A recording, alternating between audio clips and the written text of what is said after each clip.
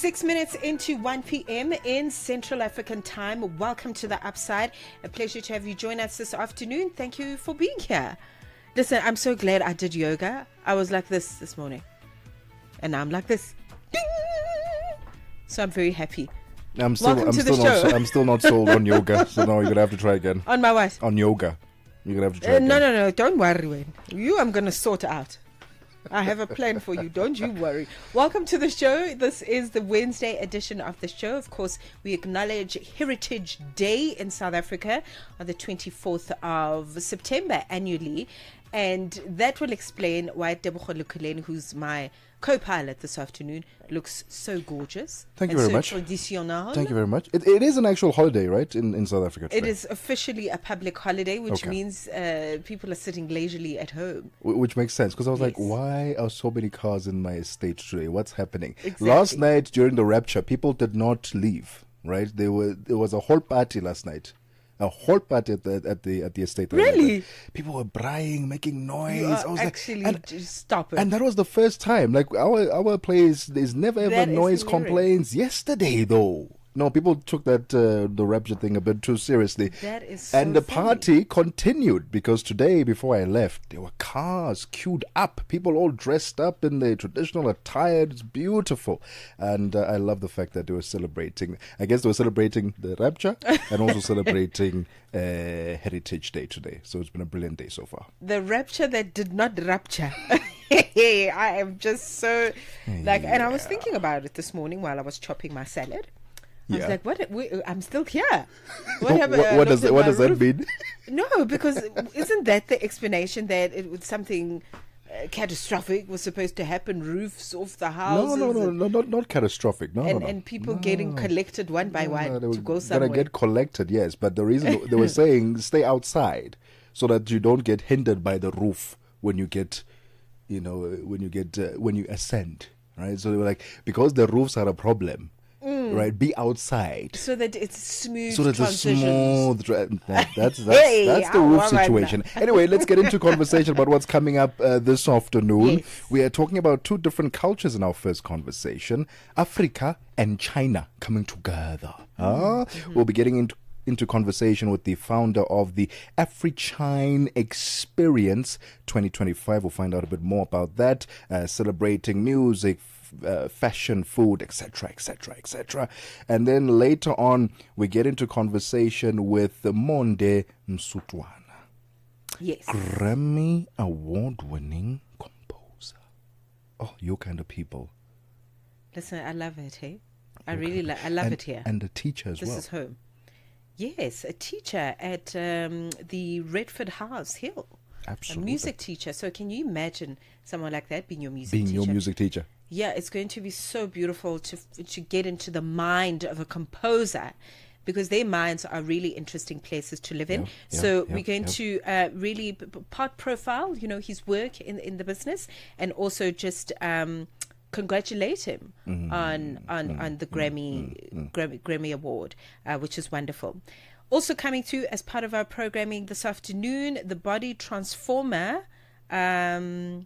Since 2010 is going to be coming up. So we're going to be speaking to Christina Mkabela, who's going to be joining us, and we're going to be looking at that body transformer. We're going to talk all things personal trainer things. I was at the gym today, and so many people had personal trainers next to them. And it was all the ladies. Wait. That is beautiful. Wait, which economy do your people subscribe to at your gym? Because a personal trainer, I know for a fact, they don't come. Yes. Cheap. No, it's not light. It's not light. It's never been a case.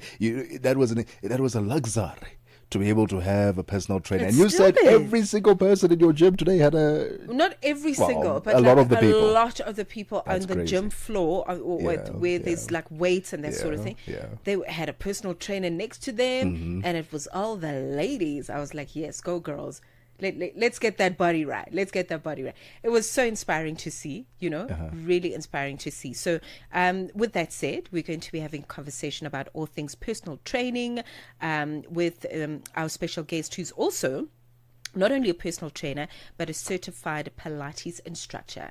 Your kind of thing. You say Pilates, I'm there in the front row of that situation. You best believe. I still don't know what Pilates is. I get confused with Pilates and pirates. It's like what's pirates and Pilates? What do the two have in You common? will be an earth gentleman, if there is such a thing, by the end of the year. I promise you, you will be. Y'all are just using fancy words to scare people. Pilates is very scary. I don't even know what that is, but we'll find out later. It's like a combination. I'm scared already. It's 12 minutes after 1 p.m. Central African time. That's what's coming up on The Upside. Welcome. Es-tu préoccupé par quelque chose? Es-tu passionné par les questions qui comptent?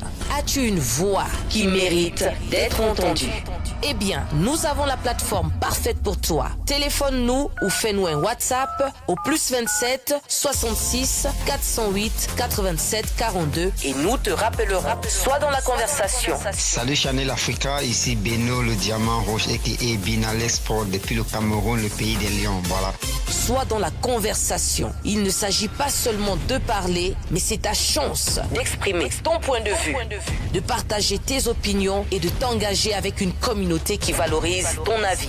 Suivez-nous sur les réseaux sociaux, visitez notre site www.channelafrica.co.za et préparez-vous à partager vos points de vue sur Channel Africa, la perspective africaine.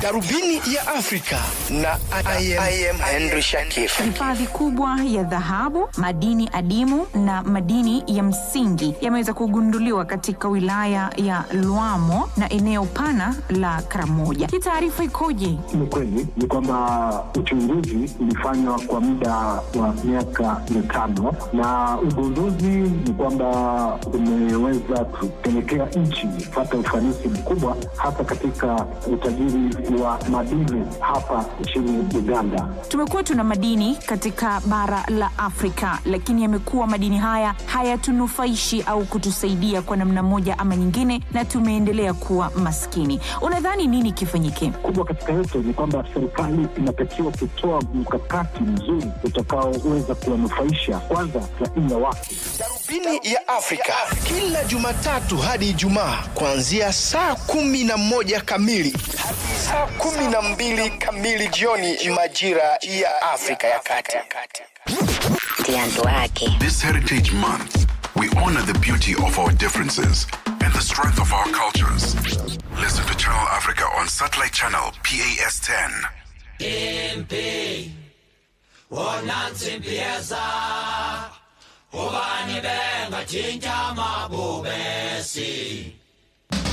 MP, Wonansi Piazza, Ubani Benga Chinja Mabubesi.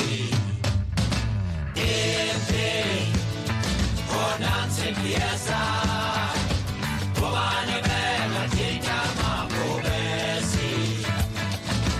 MP, Wonansi Piazza, Ubani Benga Chinja Mabubesi. All along the river, Chelmsford's army lay asleep. Come to crush the children of Mageba, come to exact the realm's price for peace. And in the morning, as they stood up to ride, their eyes shone with the fire and the steel. The general told them of the task that lay ahead, to bring the people of the sky to heal. MP, Wonansi Piazza, Ubani Benga Chinja Mabubesi. MP, Wonansi Piazza, Ubani Benga Chinja Mabubesi. Mud and sweat on polished leather, warm rain seeping to the bone. They rode through the seasons, wet weather, straining for a glimpse of the foam. battalion destined to die, broken by the benders of kings. Vainglorious general, Victorian pride would cost him and 800 men their lives. Impi, bonanza impieza, obane bema tika mabobesi. Impi, bonanza impieza, obane bema tika mabobesi. They came to the side of a mountain. Scouts rode out to spy the land. Even as the realm soldiers lay resting, Macabe's forces were soon at hand. And by the evening, the vultures were wheeling above the ruins where the fallen lay. An ancient song, as old as the ashes, echoed as Macabe's warriors marched away. Bonanza impieza, obani bema tinta mabobesi. Bonanza impieza, obani bema tinta mabobesi. Bonanza impieza, obani bema tinta mabobesi. Bonanza impieza, obani bema tinta mabobesi.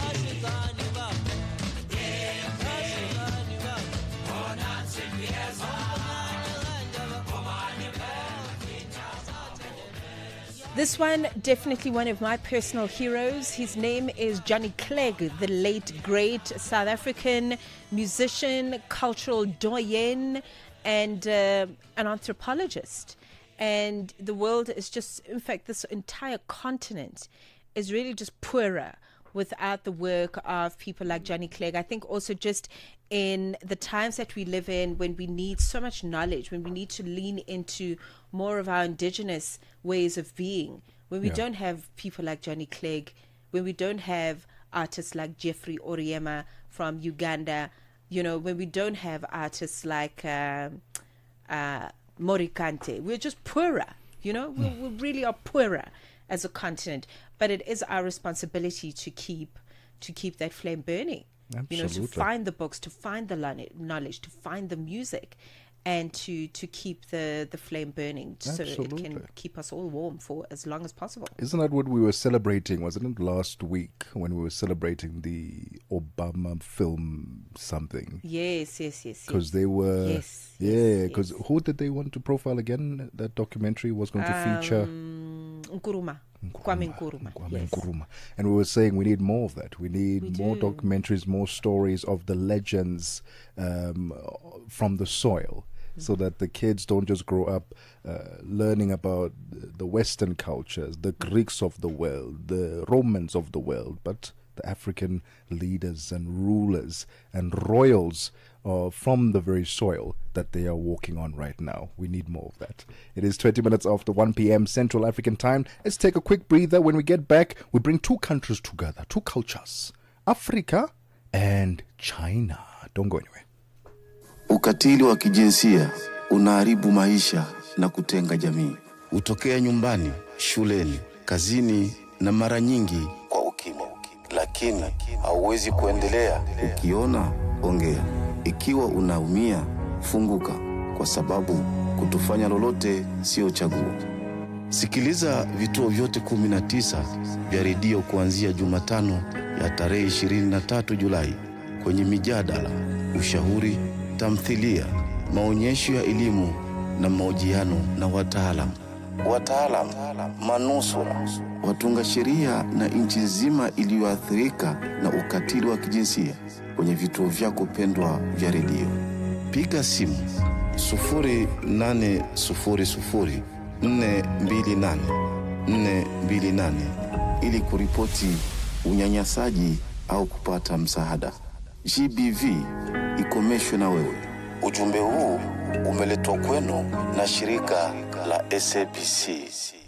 The Upside. On the Upside, your voice matters.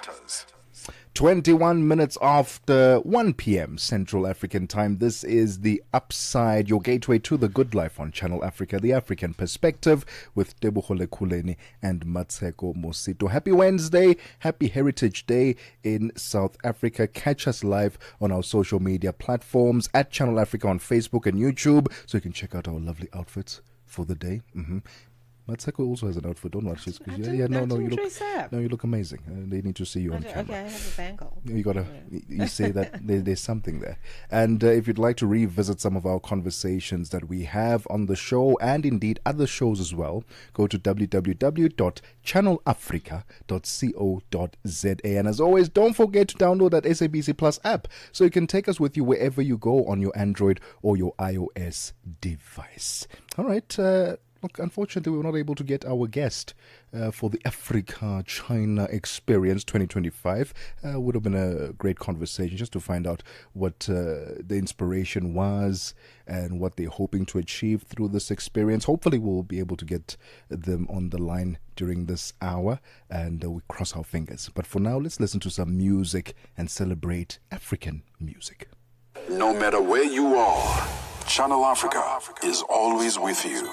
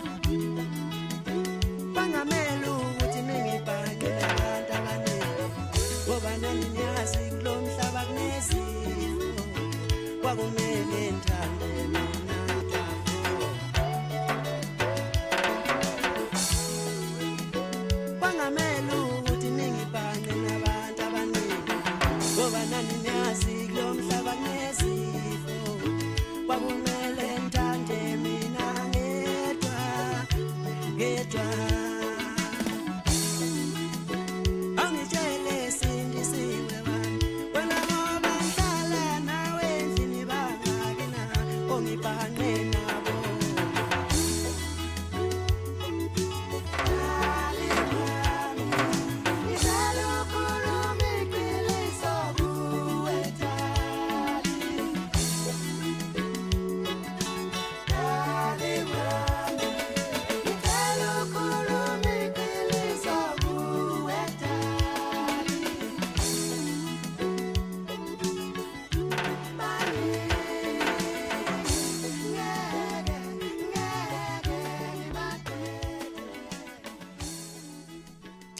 Arguably the best Maskandi song in the whole wide world. Shwinom Dekala is the name of this duo, coming through with Ngafa, the title of the song. So as you can hear, we are representing African heritage as part of our playlist and acknowledging themes of heritage as South Africa acknowledges Heritage Day today, it being the 24th of September.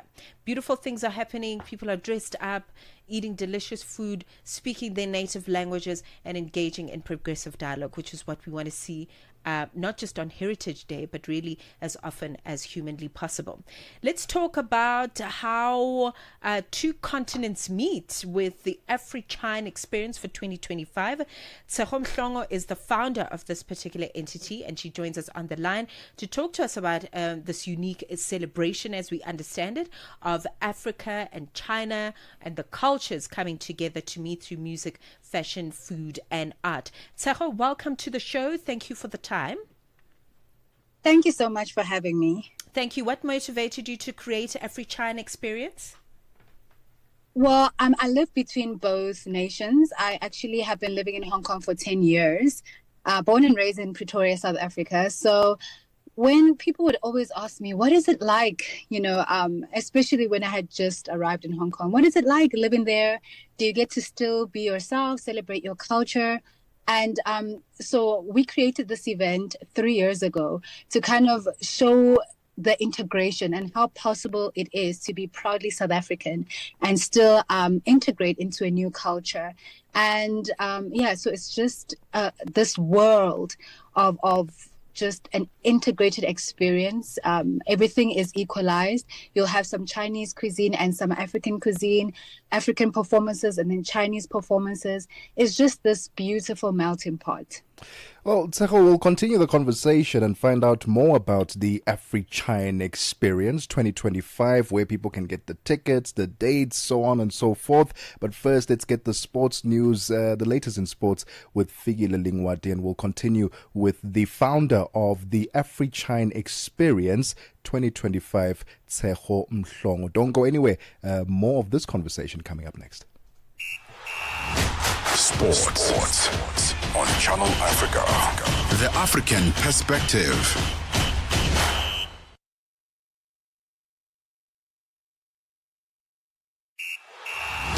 Sports on Channel Africa.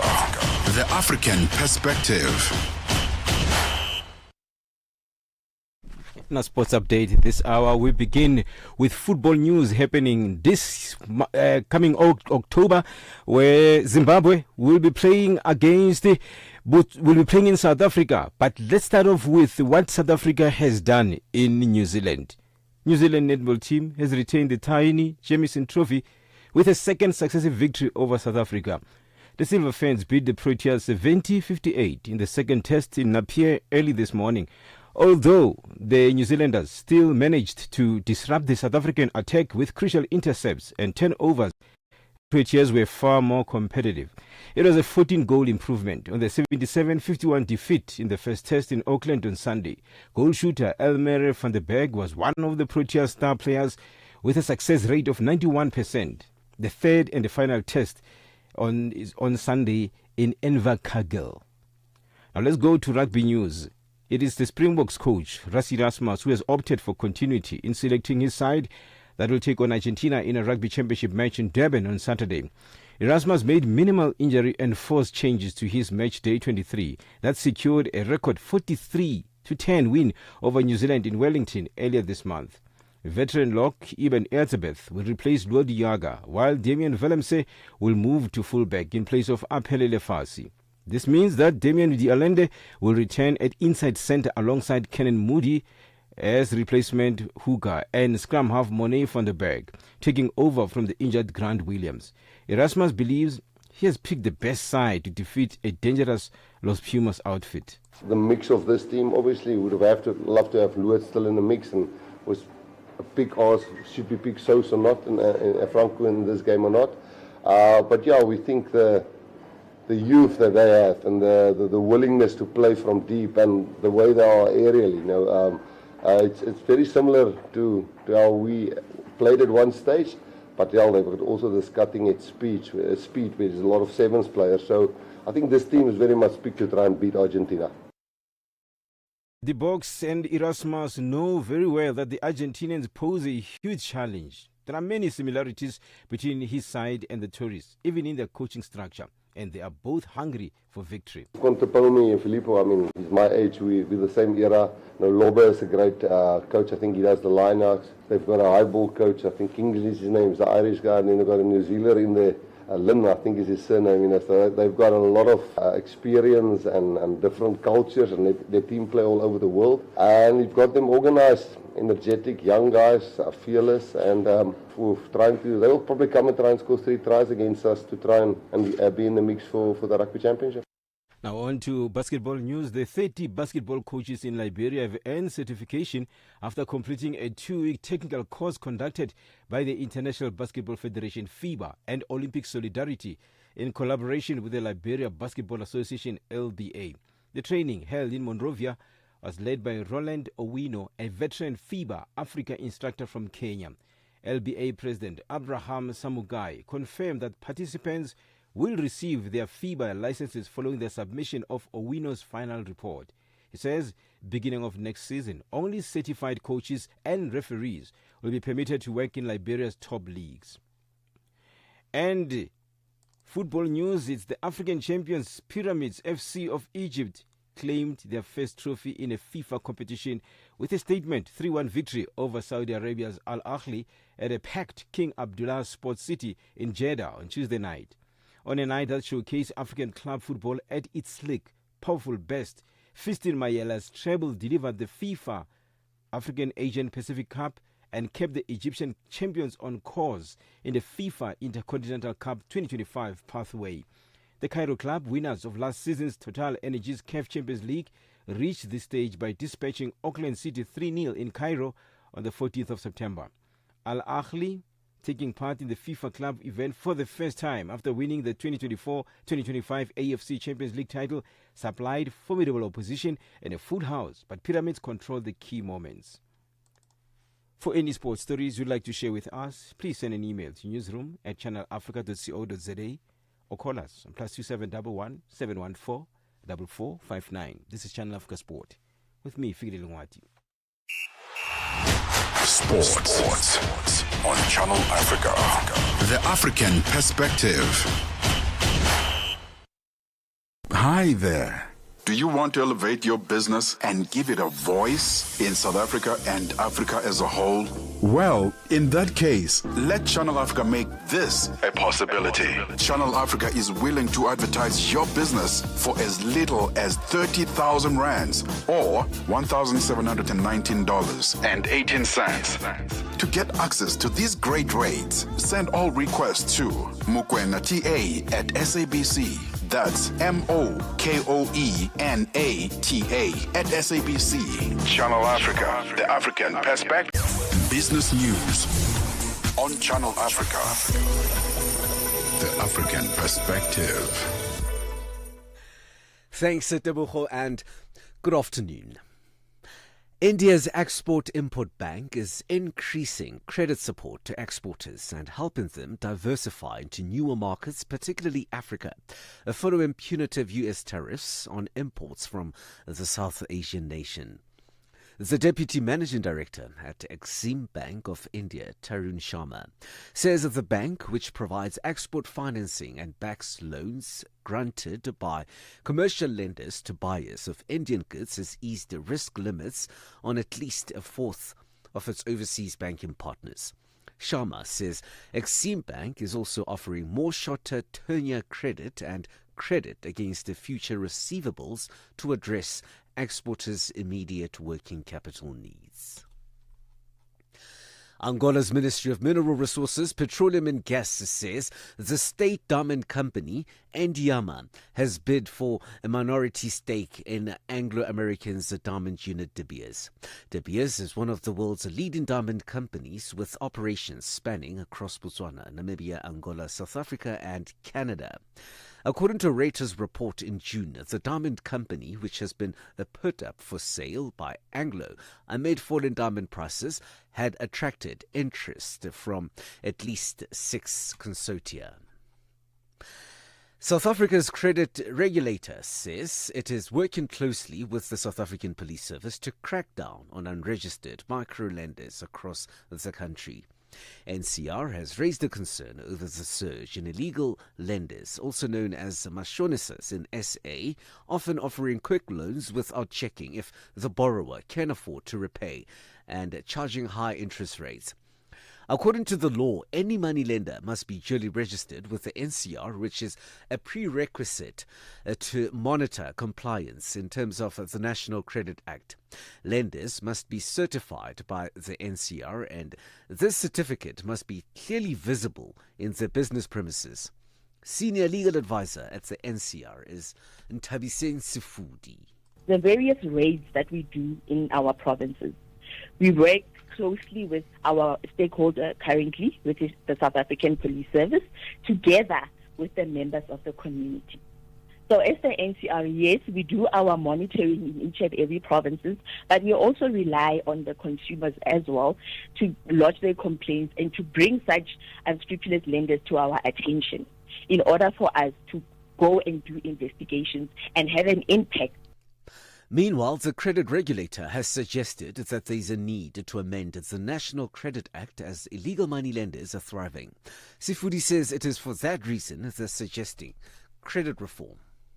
We have been working extensively as the Education Department, partnering with the SAPS to also educate these consumers that, yes, there are instances where not all of you might qualify for the loan, but if you approach those banks, there are processes that they follow, the reasons why you do not qualify for a loan. A way forward, remember, we do have the National Credit Act, where it is recommended and where we can see, as times change, the need to amend the Act. That will also be done. But it can be done through us collaborating as government with other organizations as well as the community. Futures for the S&P 500 and the Nasdaq urged higher as investors assessed a cautious commentary from U.S. Federal Reserve Chair Jerome Powell and looked ahead to key economic data later in the week. While the recent numbers point to a resilient economy, comments from the federal officials have injected some worriness, especially about the labor market. Powell added to the measured tone, noting that asset prices appeared fairly highly valued. $1 in Nigeria is trading at 1,488 naira. In Botswana, it's at 13.15, Kenya 128 shilling 55, and Zambia 23 kwacha 63. The BRICS countries in Brazil, the dollar will cost you 5.31. Russia 83 rubles 59, India 88 rupees 67, China 7 yuan 11, and in South Africa the dollar will cost you 17 rand 28 cents. $1 is trading at 73 pence to the British pound and 84 to the euro. Gold is trading at $3,764 and platinum $1,494 per ounce. Brent crude oil is at $67.79 a barrel. For any business stories you would like to share with us, please send us an email to newsroom@channelafrica.co.za or call us on +2711 714 4459. For Channel Africa Business in Johannesburg, I'm Thabiso Lohoko.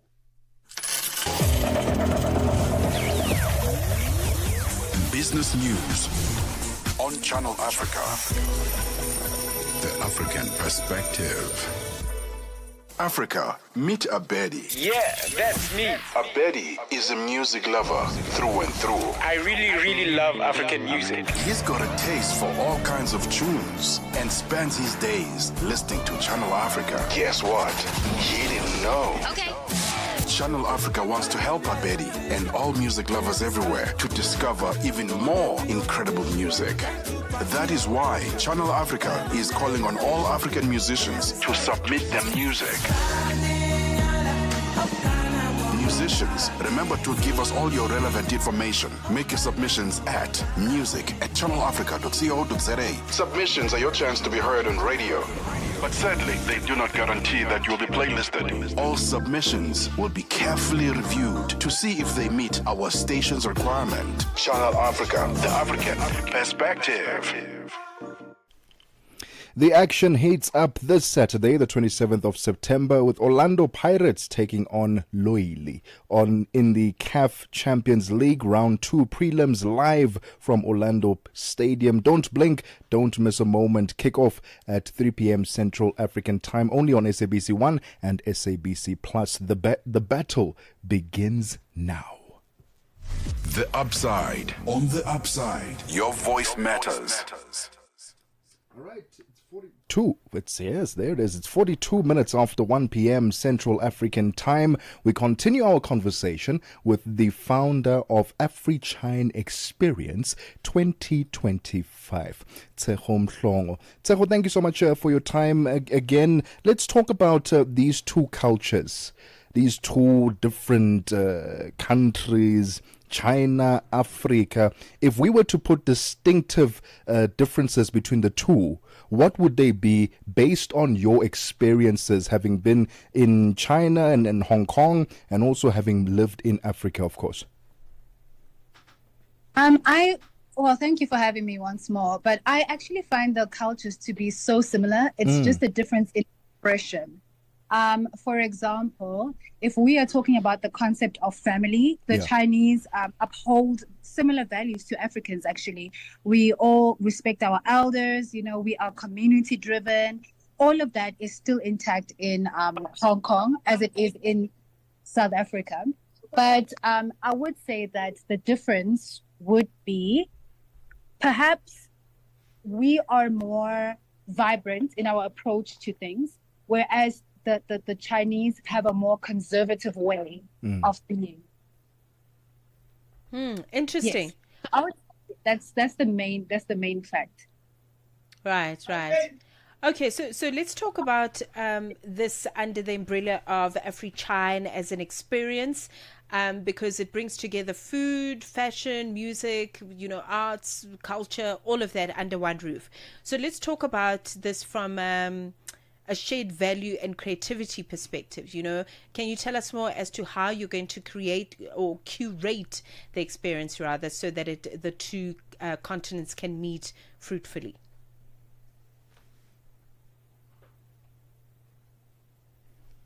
Tebogo, are you still with us? Hello, I didn't catch that. Can you please repeat that one more time? Let's talk about the event and it bringing together the space of food, music, fashion, all of that under one roof, and how you are going to curate the event so that China and Africa meet fruitfully and creatively. I would say that the way we're going to create the event to kind of integrate the two cultures, we're looking into arts and culture. That's our main force. That's our main foundation. We believe in the power of the arts to firstly have this impact on individual progress as well as community development and globalization. So for us, our springing board is arts and culture. So we wish to just kind of let people know that this powerful tool that we have, which is raw arts, especially in the context of Africa, can actually be used for a greater good, more than just leisurely entertainment. It has the potential to do so much for our youth. And as we know, the Africa-China relations are growing by the day. And for us, we just want to position all young people to really benefit from this merger. I can already see the vibrancy of the colors on the actual day. Let's talk about the food. If we were to now talk about Asian cuisine, Chinese food, and African cuisine, which would be represented on the day? What are we bringing as Africa, and what is China bringing as China? In terms of the cuisine, we'll be eating both, actually. We'll have a plate that mixes both cultures. So you'll have a little bit of African cuisine, and then you'll also have some Chinese cuisine as well. So there's really something for everyone. Okay, sounds exciting. Okay, so let's talk about the details of when the AfriChine experience is going to be taking place and where exactly. It will be held at the Pretoria State Theatre this Saturday, which is 27th of September at 10 a.m. Drama Theatre at the State Theatre. Amazing. And where can people get tickets, Tshepo? Well, the tickets are sold at the door. They're 100 Rand, and this includes a meal. Amazing. Tshepo, thank you so much for your time this afternoon. All the best with the experience this Saturday. Go check them out at the State Theatre at the, you said the Drama Club. Drama Theatre. The Drama Theatre. Yes, may I just add one more pointer for this year? Because it's our third year, we are actually introducing the Korean community. Okay, tell us more about that. Tell us about the integration into this festival. So the Korean community, as we know, K-pop culture is really prevalent with the youth. So we thought it would be really interesting to kind of integrate them this year, and the opportunity came with a mindness program from the Korean community. All right. All the best, Tshepo. Thank you so much for your time this afternoon. The founder of the AfriChine Experience 2025 taking place this year at the State Theatre. All right. Bringing China and Africa together under one roof. Like I said earlier, I can already see the vibrancy in the colors. I can see people all dressed up. From Africa, representing Africa, then from China, and then Korea as well. Can you see those colors? It's going to be quite a spectacle, Stunning. So African dresses under Chinese lanterns. Like I can actually see that. It's like gorgeous, really gorgeous. Merging of continents is possible, and it's beautiful, and actually should be encouraged. We are forming a global village, and I really like the way Tshepo explains it in terms of the similarities between Chinese people and African communities, and that we're all community based. We all just love togetherness and celebration, and they love food as much as we love food, which is always a plus. I think they love it like we do. Oh, they really love their food. I promise you. I've been to several. What do we call them? Chinese New Year celebrations at the Nanhua Temple in Bronkhorstspruit. Okay. Oh, and they love their food. I can tell you that. Okay. They love their food. I mean, that's just one example. One example, of course. But yeah. You're probably a master with the chopsticks, aren't you? I'm fabulous at using chopsticks, yes. Yeah, I still use mine like forks, so I use both hands. Oh my gosh, we have a lot of things, don't we?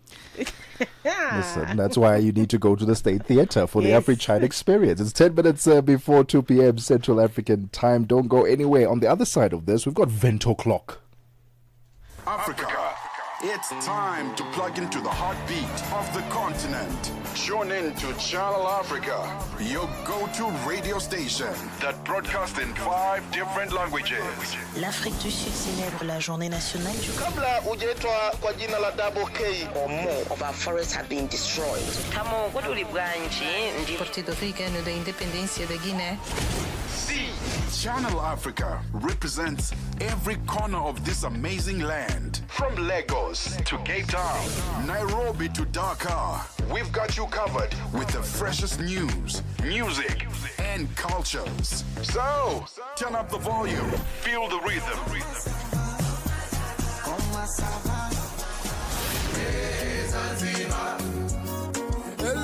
Enjoy the conversation. Channel Africa, the African perspective. The Upside, 1 to 4 p.m. Central African Time. With Tebogo Lekhuleni and Mmatsheko Mosito.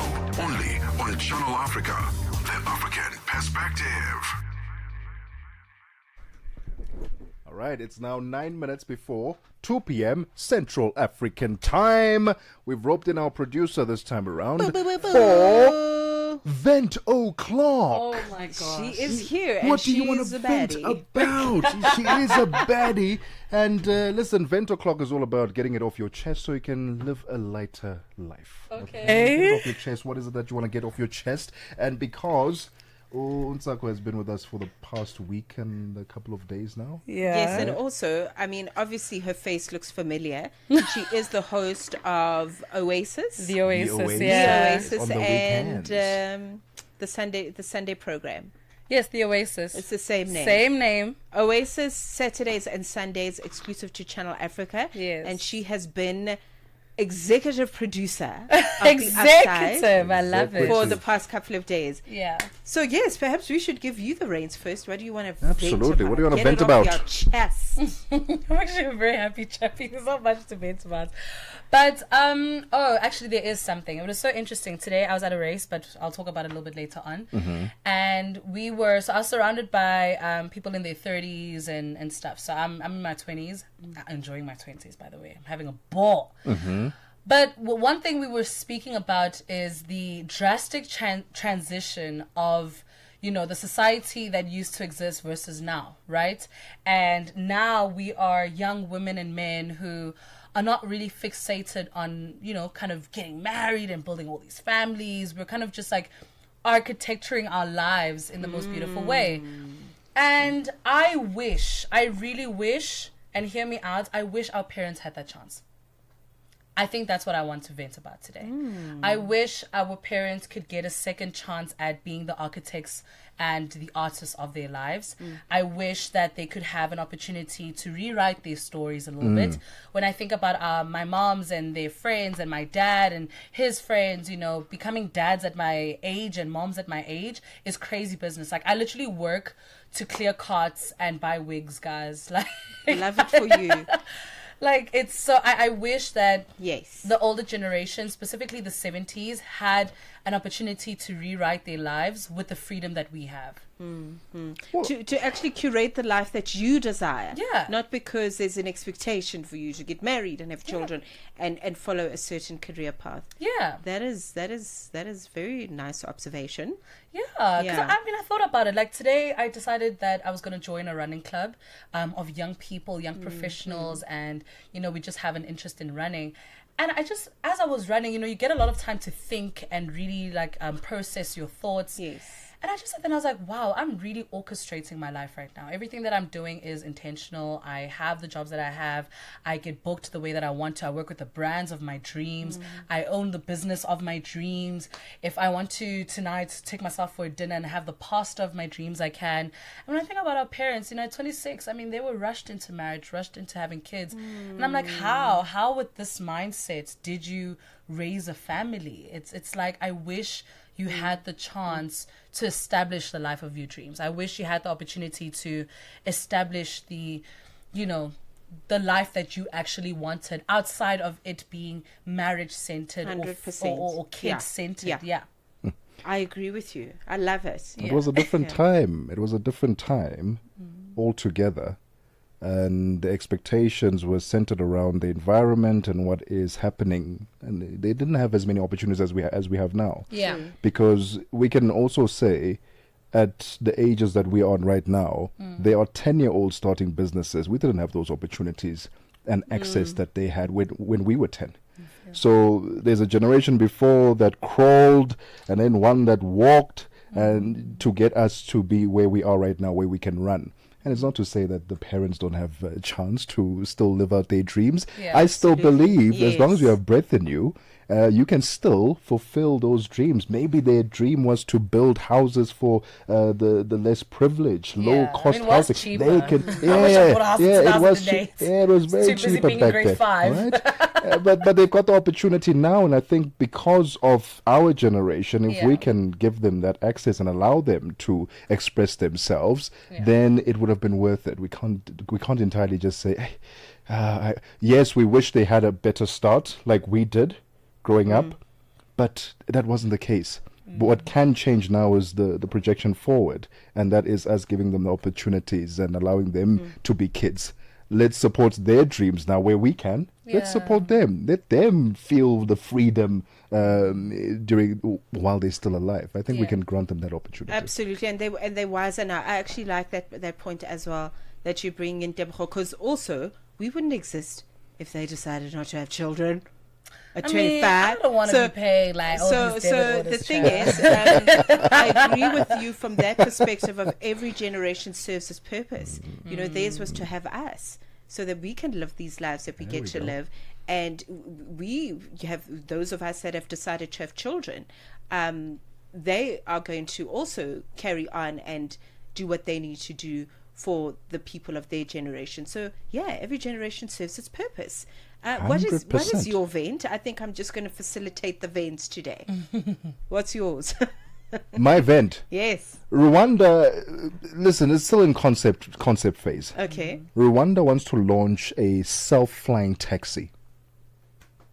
I mean, we already have that. You know that quantum, ne?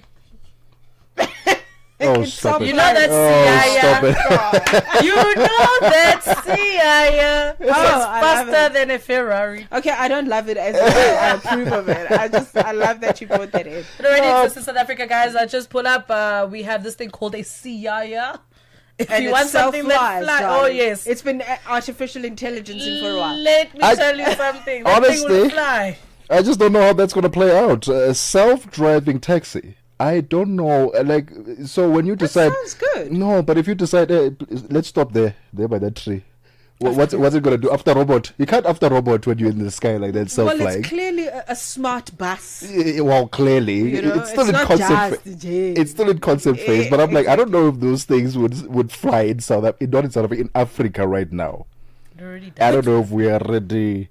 For that, it's like self-driving cars. I've seen videos in America with African parents using these self-driving. How they panic when they get in that car. There's no one driving it, and they don't know what must happen now. Oh, it's moving by itself.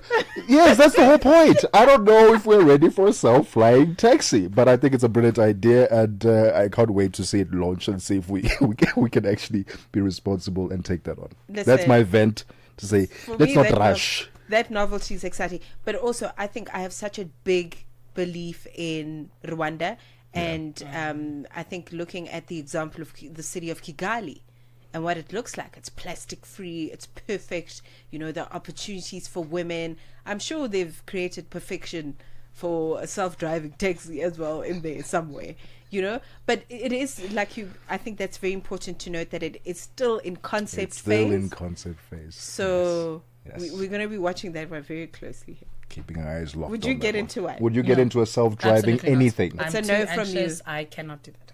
So not even a self-driving car? I don't want self anything. I still want to talk to the people at restaurants, even if there's like those self-services. I want to talk to you. I enjoy human connection. Let me talk to you and tell you exactly what I want. I don't want to blame a machine. I want to talk to people. Too many robots around. Too many robots. Wasn't it Checkers not so long ago who rolled out their trolleys, the self-what trolley, where you can now scan your own things. You don't have to interact now with a teller and a cashier. They launched it in Cape Town. And you just walk in, do your shopping, scan, pay. No one is going to ask. No one's going to ask for the plastic. No one's going to ask if you want a plastic. You don't interact with anyone. It's ideal for these introverts who don't want to talk to people. But now we've started creating. We're encouraging that behavior, and we are a social creature. We need to engage and interact. So we are rushing too much with these technology. Anyway, it's 2 p.m. Central African time. Ma'am, thank you so much for your time. Thanks. Thank you for your vent. All right, so let's get the latest news now. Jolani Tulongwepe is standing by. SABC News. The African Perspective. Thank you, Tebogo. Top stories: Asawa, Malawi's Lazarus Chakwera concedes defeat, and hospitals in Gaza say more than 50 people have been killed by Israel since dawn. Good afternoon. Malawi's President Lazarus Chakwera has thanked Malawians for conducting themselves in a peaceful manner during elections. Chakwera has conceded defeat to former President Peter Mutharika. His speech came hours before the Malawi Electoral Commission is due to announce the winner of last week's election. Early tallies show Mutharika surging ahead with over 60% of the vote. Chakwera is the Malawi Congress Party torchbearer, while Mutharika represents the Democratic Progressive Party in the polls. This is how Chakwera delivered his speech to the nation. And so it is only right that I concede defeat out of respect for your will as citizens and out of respect for the Constitution. But regardless of whether or not you voted, and regardless of how you voted, if you are a Malawian citizen anywhere in the world, I want to thank you for conducting yourself throughout this election in a peaceful, orderly, and lawful money. The Eswatini government has confirmed that a Jamaican man deported from President Donald Trump's tough new immigration rule has been sent to his home country, Jamaica. Orville Isaac Etoria, age 62, was voluntarily repatriated at the weekend, but his treatment has been condemned by the Legal Aid Society of New York, which says Etoria came to the U.S. as a child and had lawful permanent resident status there for decades. Etoria and 4 others from Cuba, Laos, Vietnam and Yemen were described by the U.S. government as depraved monsters when they were expelled to Eswatini in southern Africa in July. Since then, they have been held in solitary confinement in a maximum security prison in the capital city, Mbabane. Lawyers for the remaining 4 deportees say they have not been able to contact them, but Eswatini's government has said it is engaging in efforts to repatriate them all. Counterfeit goods valued at over $161,000 has been seized at the Kosi K on the border between South Africa and Mozambique. This comes after counterfeit goods with a total value of over $127,000 were seized at various border posts between April and June. The goods vary from cigarettes to clothes and footwear. The Border Management Authority says the latest haul includes sneakers and belts that purport to be high-end brands.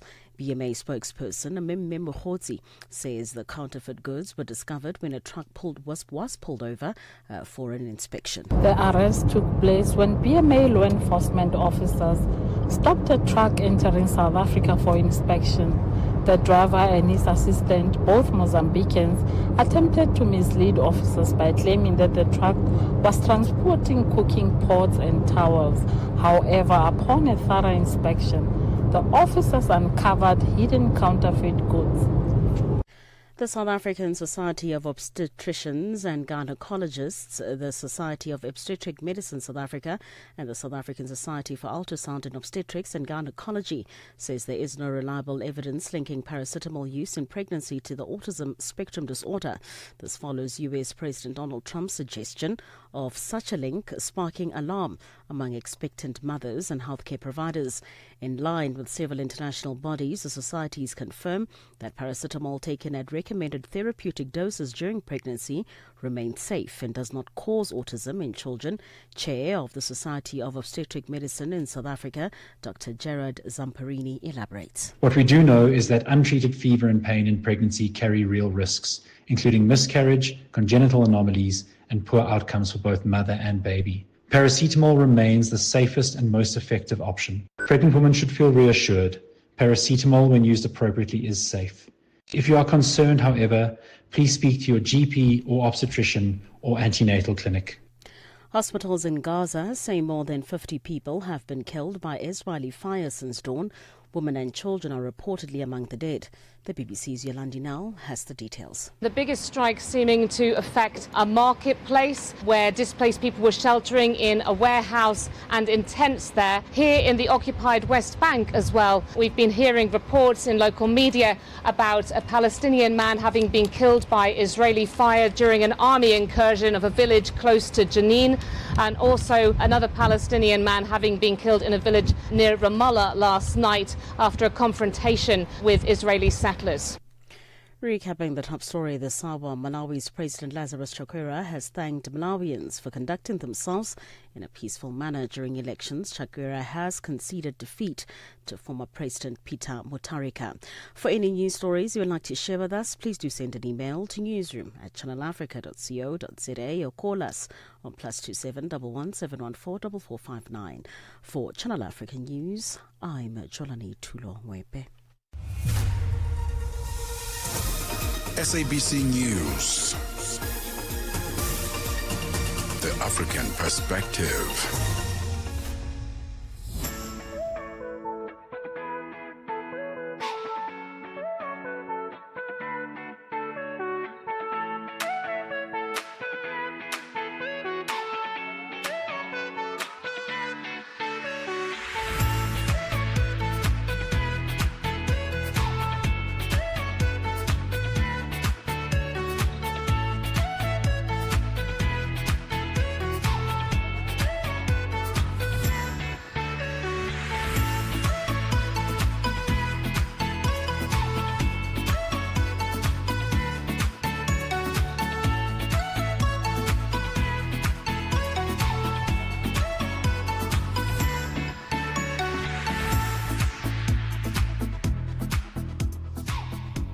7 minutes after 2 p.m. Central African time. Happy Wednesday, happy Heritage Day in South Africa. Thank you so much for tuning into The Upside, your gateway to the good life on Channel Africa, The African Perspective with Tebogo Lekhuleni and Mmatsheko Mosito. Catch us live on our social media platforms at Channel Africa on Facebook and YouTube, and at Channel Africa 1 on TikTok. If you have DSTV, it's channel 802, or you can just download that SABC Plus app so you can take us with you wherever you go on your Android or your iOS device. In this hour of The Upside, we get into conversation with Grammy Award winning composer and teacher. Imagine your teacher, your music teacher, is a Grammy Award winning composer. You don't miss a class, do you? Never.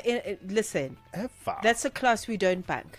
Okay. Yes, you don't bank that class. Because he's clearly very knowledgeable about the work, and this work is now internationally recognized. It's now in the Hall of Fame. You know what I'm saying? So that's going to be amazing to actually also just find out more about this, about his contribution to a Grammy Award-winning album, and what he thinks about composition. Yeah.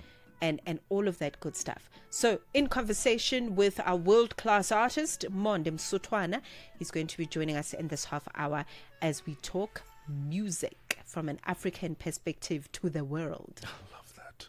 From an African perspective to the world. To the world. We are world-class, are we not? 100%, without a doubt. I was actually thinking, how incredible would it be? And maybe we must pitch this, right? Write it down on pen and paper. Put it on in black and white, yeah? Put it in black and white. How incredible would it be to broadcast The Upside at from the Grammys? No, not from the Grammys. Okay. At a safari lodge somewhere, with cultural dancers and heritage performers on the day. They're in the background, and we are broadcasting, and it's visual. My goodness me. We must take the show outside sometimes to showcase the beauty of Africa. Because when people come to Africa, they come here for the safari, the good weather, the cultures, the people. I feel like as The Upside, we must also be there where the people are. I agree with you. I agree with you. And even as we do the black and white, we go there and we do this thing. Okay, we do it. As we are writing, we are busy. We are out there. We are outside. The Upside, outside. Okay, speaking of going outside, I'm sure the music is definitely going to, kind of inspire you to be outdoors this spring-summer season. And we've got a whole lot of it as we tribute Heritage Day on the 24th of September. Stay with us. Africa, meet Abedi. Yeah, that's me. Abedi is a music lover through and through. I really love African music. He's got a taste for all kinds of tunes and spends his days listening to Channel Africa. Guess what? He didn't know. Okay. Channel Africa wants to help Abedi and all music lovers everywhere to discover even more incredible music. That is why Channel Africa is calling on all African musicians to submit their music. Musicians, remember to give us all your relevant information. Make your submissions at music@channelafrica.co.za. Submissions are your chance to be heard on radio. But sadly, they do not guarantee that you will be playlisted. All submissions will be carefully reviewed to see if they meet our station's requirement. Channel Africa, the African perspective. Parlez-vous couramment le français? Êtes-vous passionné par la radio? Et êtes-vous qualifié pour travailler en Afrique du Sud? Envoyez-nous votre CV et votre 3 minutes démo en MP3 à @channelafrica.co.za pour avoir une chance de rejoindre la famille Channel Africa. Si vous n'avez pas de réponse après 14 jours, cela signifie que vous n'avez pas été retenu. Channel Africa, la perspective africaine. Your afternoons just got even better, fresh and exciting. The Upside, hooking you up with today's news from an African perspective.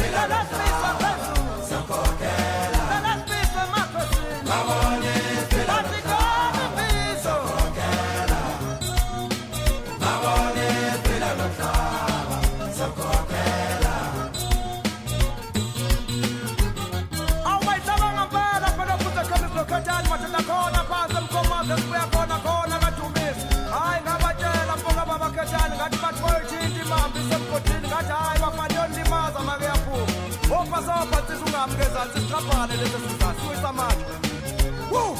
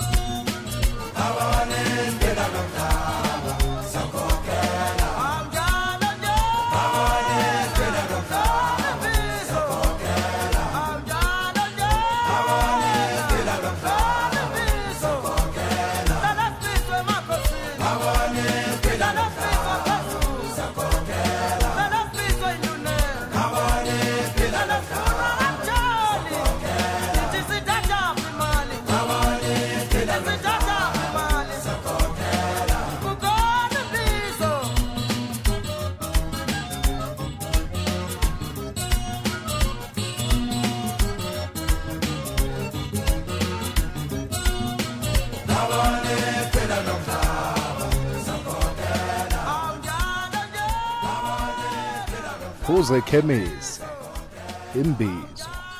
I don't know.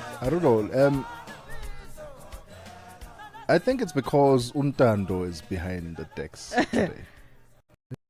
I think it's because Untando, our technical director, and this is music that takes him back home.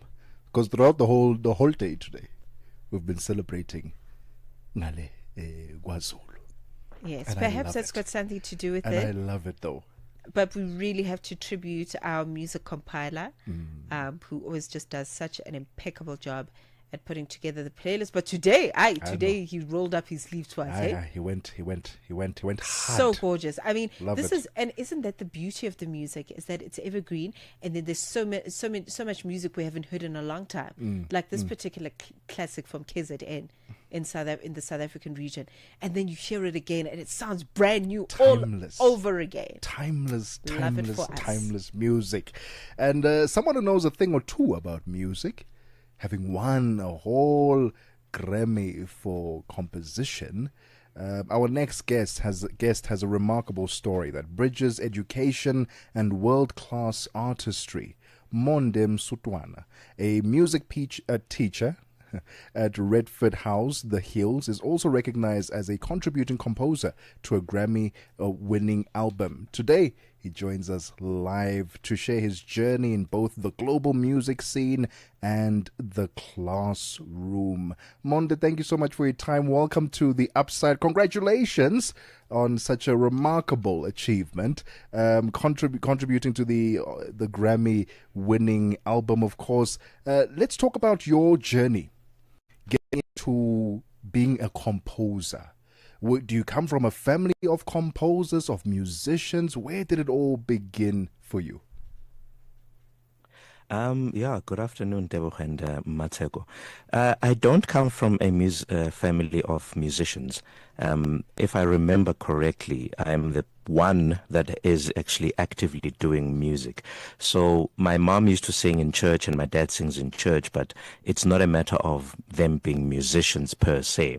So I think my stubborn head just drew me to music because I did not have any other plan besides wanting to study metallurgical and ceramic technology, but never applied for it. So when I finished matric, I went to study music at Eastside College just to find my feet, and I'd never left. Oh man, we're so glad that you never left, because now you get to share your gift with us. And as you started speaking, I was like, oh, it's the Netflix Monday. That Monday. Beautiful, beautiful voice.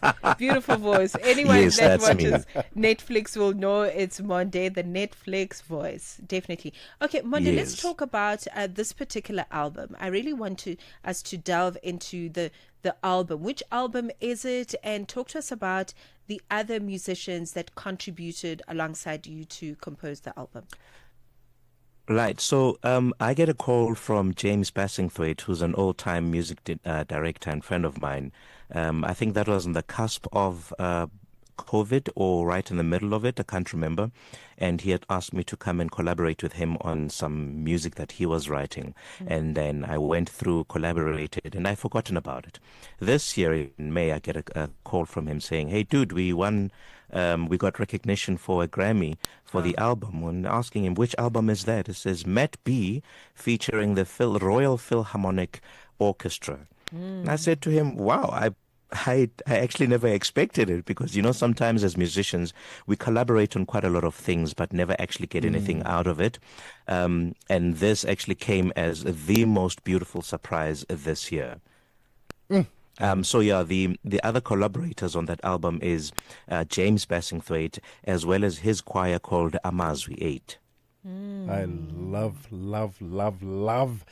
And interesting, Mondo, when you mentioned that, a lot of the times you, as composers, contributors, you contribute to a project and you hardly ever get the recognition. And I'm glad that someone finally said, you know what, we are not keeping quiet about Monde's contribution in this album, because he ended up winning in the category of Best Global Music Album. And we'll talk more about how you felt when you heard the news, and also your work as a teacher, as a music teacher at Redfern. Yeah. We'll continue the conversation with Monde right after this. It's 20 minutes after 2 p.m. Central African Time. In this episode of Channel Africa Conversations, Peter talks to Dr. Tulisile Buddha, an academic, author, and an expert in indigenous knowledge systems. Join us for a compelling discussion on preserving African languages and traditions in the digital era. Dr. Tulisile unpacks the role of educators, explorers, and how technologies like AI can support cultural preservation, and challenges us to rethink how we honor African heritage. You can find the episode on YouTube, SABC Plus, and on our website, channelafrica.co.za. This episode is a must-listen for educators, creators, and change makers across the continent. Channel Africa, the African perspective. Channel Africa, your voice, your sound, and your home. Stay logged right here.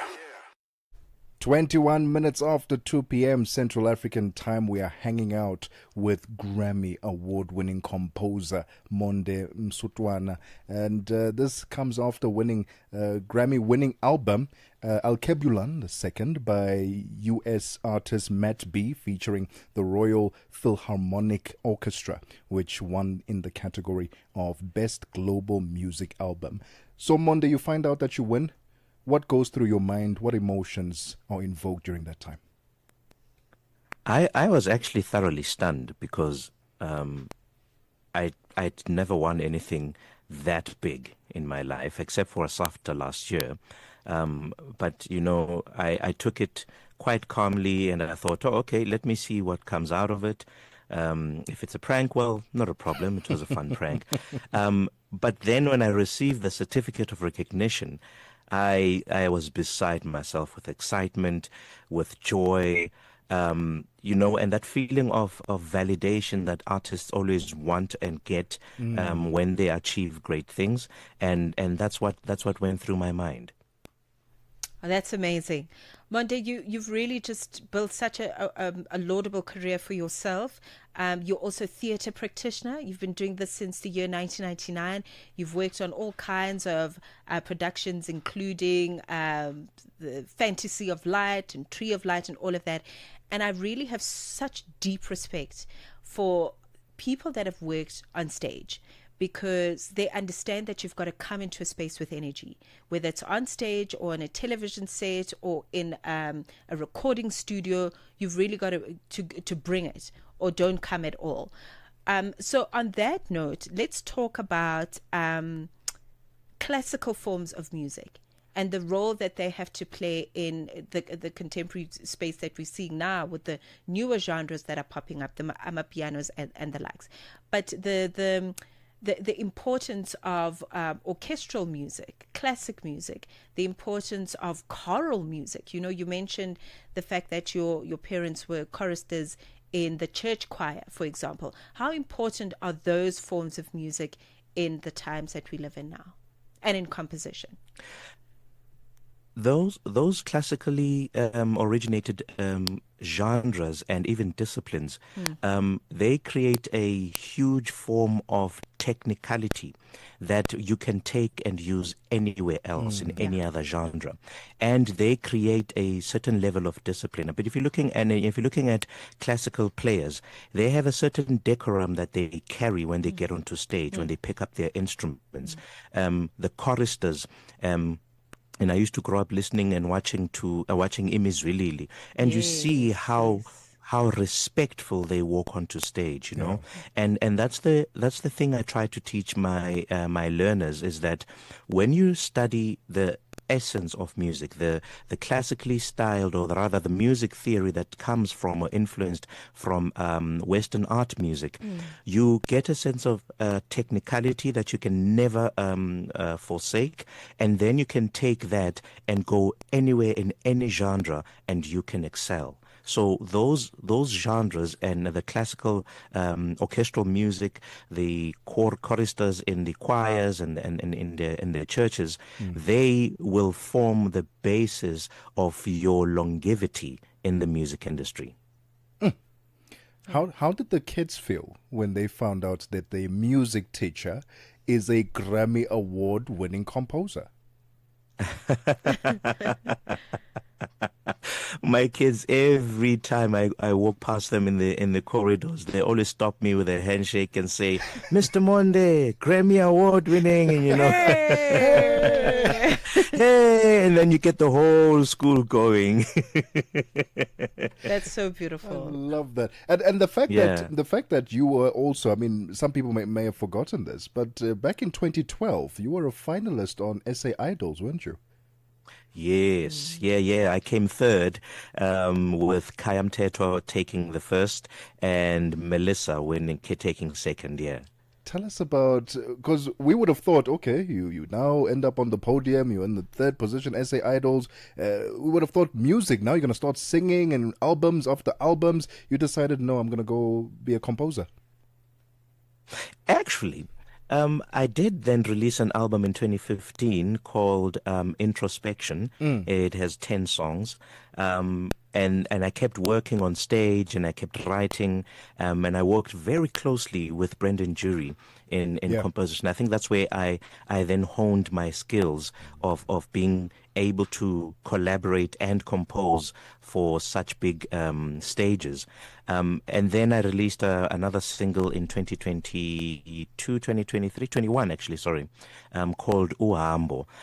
But I think what happens is that when we went into COVID, you know, a lot of artists struggled with keeping a salary or an income coming in. And then I pivoted into teaching because that sort of came naturally, you know, to which I was actually teaching at colleges before that. But then the schooling system, the educational system in terms of high school, you know, senior primary, junior primary, and FET, I'd never dabbled into. But then when I went into that, I found it quite challenging and interesting, and I never actually take a challenge lightly, because I always want to prove to myself whether I can do it. And I want to always be able to prove that I can do it by having done it, not by just walking besides it and going, no, I can't do it, but I having never tried it. So the compositional part, the teaching part then became something that supported all the knowledge that I've gained in all the years, going from theater, going in and working at Sheer Sound, and then coming out of that, going into Idols, and then writing my own writing my own songs and collaborating with other artists. Okay. Sounds wonderful. If you've just started listening, you're catching the tail end of our conversation with Monde Msutwana, who is a Grammy Award winning artist. Okay, lots of international exposure for his artistry, and we're really just celebrating him this afternoon and talking about the music. Monde, you are a music teacher, and I would imagine that work is very close to your heart, very sacred to kind of pass on that baton to the next generation. So what advice would you give to young artists that are, I don't know if afraid is the term, but that's the one that comes to mind. Maybe they're a little bit afraid of their artistic ability. They're afraid to go into the space of music. Maybe they fear they're not talented enough, or art is such a personal thing. And artists are very precious about their work. So sometimes you could feel, it's not for me. But what words of encouragement would you have for a young child who wants to pursue music?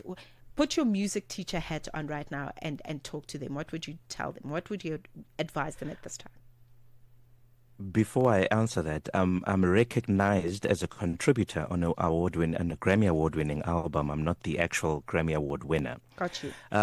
To the young artist who is afraid, who has doubt, and who wants outside validation, I always tell my learners that there are how many billion people in the world? There's 7 billion people in the world, but there's only one you. So the world does need to hear your story, your views, your opinion, your voice, your interpretation of what you are going through, because then that will affect the next person. So never be afraid to try things. Never be afraid to release that song. Never be afraid to let us hear how you sound when you're singing someone else's song, because that uniqueness in all of 7 billion people in the world is only belongs to you. All that work that you've done through those years, Monde, it paid off, and we congratulate you, and we are inspired, and we say thank you for continuing the incredible work that you're doing and for passing that baton on to the kids at Redford. All the best with the rest of the year with the kids, and we can't wait for even more awards to head your way. Thank you so much. Thank you so much. The voice of Monde Msutwana. He's recently been recognized as a contributing composer on a Grammy Award-winning album. What a star. I'm inspired, and I love it for the kids. I know they are inspired. You better not miss a day of Teacher Monde's class. Ever, kids. Ever. Because you too could also get that kind of recognition. It's 30 minutes after 2 p.m. Central African time. Let's get the latest sports with Figile Lingwati. Sports on Channel Africa. The African perspective. We begin with football news. Plans by Zimbabwe to play the 2026 World Cup qualifier against South Africa's Bafana Bafana in Botswana has been reversed. Now, the Zimbabwe Football Authority have returned to their initial plan of playing their home match against the Group C leaders South Africa at Durban's Moses Mabhida Stadium on the 6th of October. According to reports, the change comes after Zimbabwe initially preferred hosting the match in Botswana, but with the Zebras scheduled to play their own qualifier against Uganda on the same day, the southern neighbors had no choice but to revert to the original planned South African venue. South Africa lead Group C with 17 points. 3 clear of second place Benin Republic. On to netball news. New Zealand's netball team has retained their tiny Jamieson Trophy with a second successive victory over South Africa. The Lions beat the Proteas 70-58 in the second test in Napier early this morning. Although the New Zealanders still managed to disrupt the South African attack with crucial intercepts and turnovers, the Proteas were far more competitive. It was a 14-goal improvement on their 77-51 defeat in the first test in Auckland on Sunday. Goal shooter Elmarie van der Berg was one of the Proteas star players with a success rate of 91%. The third and the final test is on Sunday in Invercargill. On to rugby news. Springbok coach Rassie Erasmus has opted for continuity in selecting his side that will take on Argentina in a rugby championship match in Durban on Saturday. Erasmus made minimal injury and forced changes to his match day 23 that secured a record 43-10 win over New Zealand in Wellington earlier this month. Veteran lock Eben Erzebeth will replace Luo Diaga, while Damian Willemse will move to fullback in place of Aphelele Fasi. This means that Damian Dialende will return at inside centre alongside Kenan Moody Vessels as replacement hooker and scrum half Mone van der Berg taking over from the injured Grant Williams. Erasmus believes he has picked the best side to defeat a dangerous Los Pumas outfit. The mix of this team obviously would have loved to have Luot still in the mix, and was a big ask, should we pick Sous or not, and Franco in this game or not. But yeah, we think the youth that they have and the willingness to play from deep and the way they are aerially, it's very similar to how we played at one stage. But yeah, they've got also this cutting edge speed where there's a lot of sevens players. So I think this team is very much picked to try and beat Argentina. Let's end with basketball news. 30 basketball coaches in Liberia have earned certification after completing a 2-week technical course conducted by the International Basketball Federation FIBA and Olympic Solidarity in collaboration with the Liberia Basketball Association, the LBA. The training, held in Monrovia, was led by Roland Owino, a veteran FIBA Africa instructor from Kenya. LBA President Abraham Samugai confirmed that participants will receive their FIBA licenses following the submission of Owino's final report. He says, beginning of next season, only certified coaches and referees will be permitted to work in Liberia's top leagues. For any sports stories you'd like to share with us, please send an email to newsroom@channelafrica.co.za or call us on +2711 714 4459. This is Channel Africa Sport with me, Fikile Lungwati. Sports on Channel Africa. The African Perspective. The Midnight Snack, 12 to 3 a.m. Our fitness coach, her name is Yvonne Dimakato Pasha. How to remain consistent with gyms, Dima, and I'm going to put you on the spot right now. As we are talking, I will send you my picture and I want you to tell me what you think I should work on. Because, you know, when I look at myself, Dima, I think I'm very handsome. I'm so good looking, oh my goodness. Like here at Channel Africa where I work, I think I'm one of the most good looking people ever. Like sometimes when I look at myself in the mirror, I never get used to how good I look. I'm just amazing. You're okay with the way you're looking. You wish people could and now you want to put me on the spot. Do I need gym? Yeah. I mean, if you can just consider eating healthy, cutting down a few foodstuffs such as junk. The Midnight Snack, every Monday, 12 to 3 a.m. with Chanduko Ligege. They talk about what Africans say about Africa. 36 minutes after 2 p.m. Central African time. Mr. Golden Voice is standing by with business news. Thabiso Lehuku. Business news on Channel Africa. The African Perspective. Thanks, Tebogo. In an effort to promote artisanship and address skills shortages, World Skills South Africa, an initiative of the Department of Higher Education and Training, has partnered with East Cape Midlands, Tebet College and Port Elizabeth College to host this year's skills competition in the Eastern Cape province. The competition began on Monday with the students from Tebet colleges around the province participating across 28 skills. The Deputy Principal of Academic Services at East Cape Midland College, Zagit Dlamini. As the college, we have various skills as well as the workshops that I may say they are not 100% equipped, but we are trying as a college to ensure that we meet the international standards by ensuring that our workshops have the necessary equipment and the latest technology. The competition is now at the provincial stage, and the students might get the opportunity to compete at international level as well. These students expressed their excitement.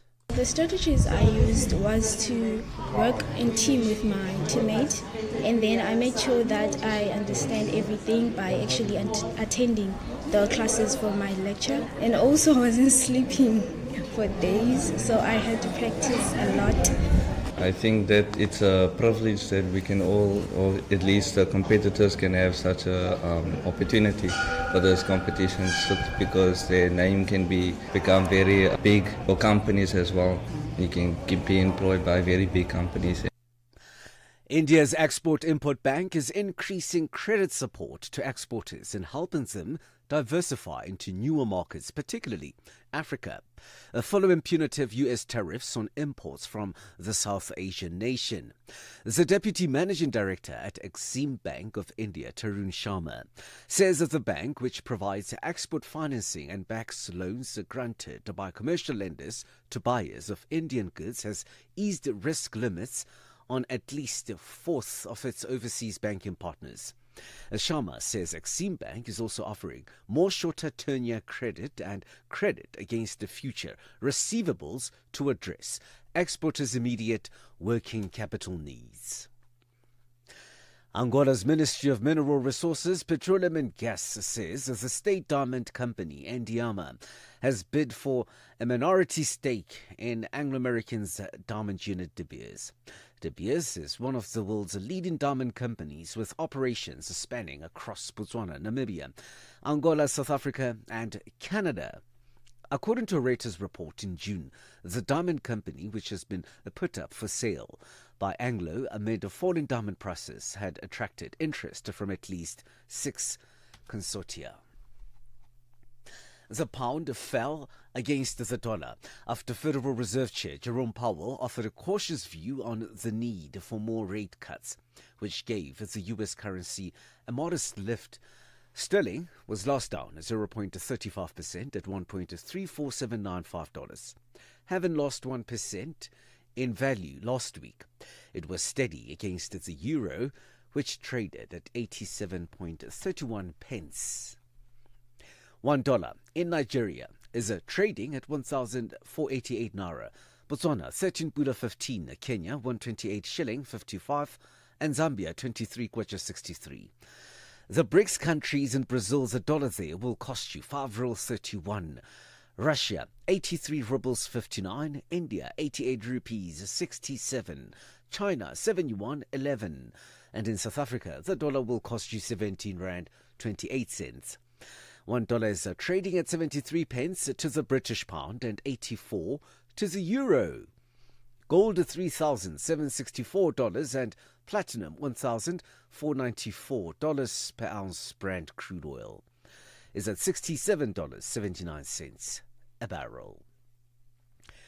For any business stories you would like to share with us, please send us an email to newsroom@channelafrica.co.za or call us on +2711 714 4459. For Channel Africa Business in Johannesburg, I'm Thabiso Lohoko.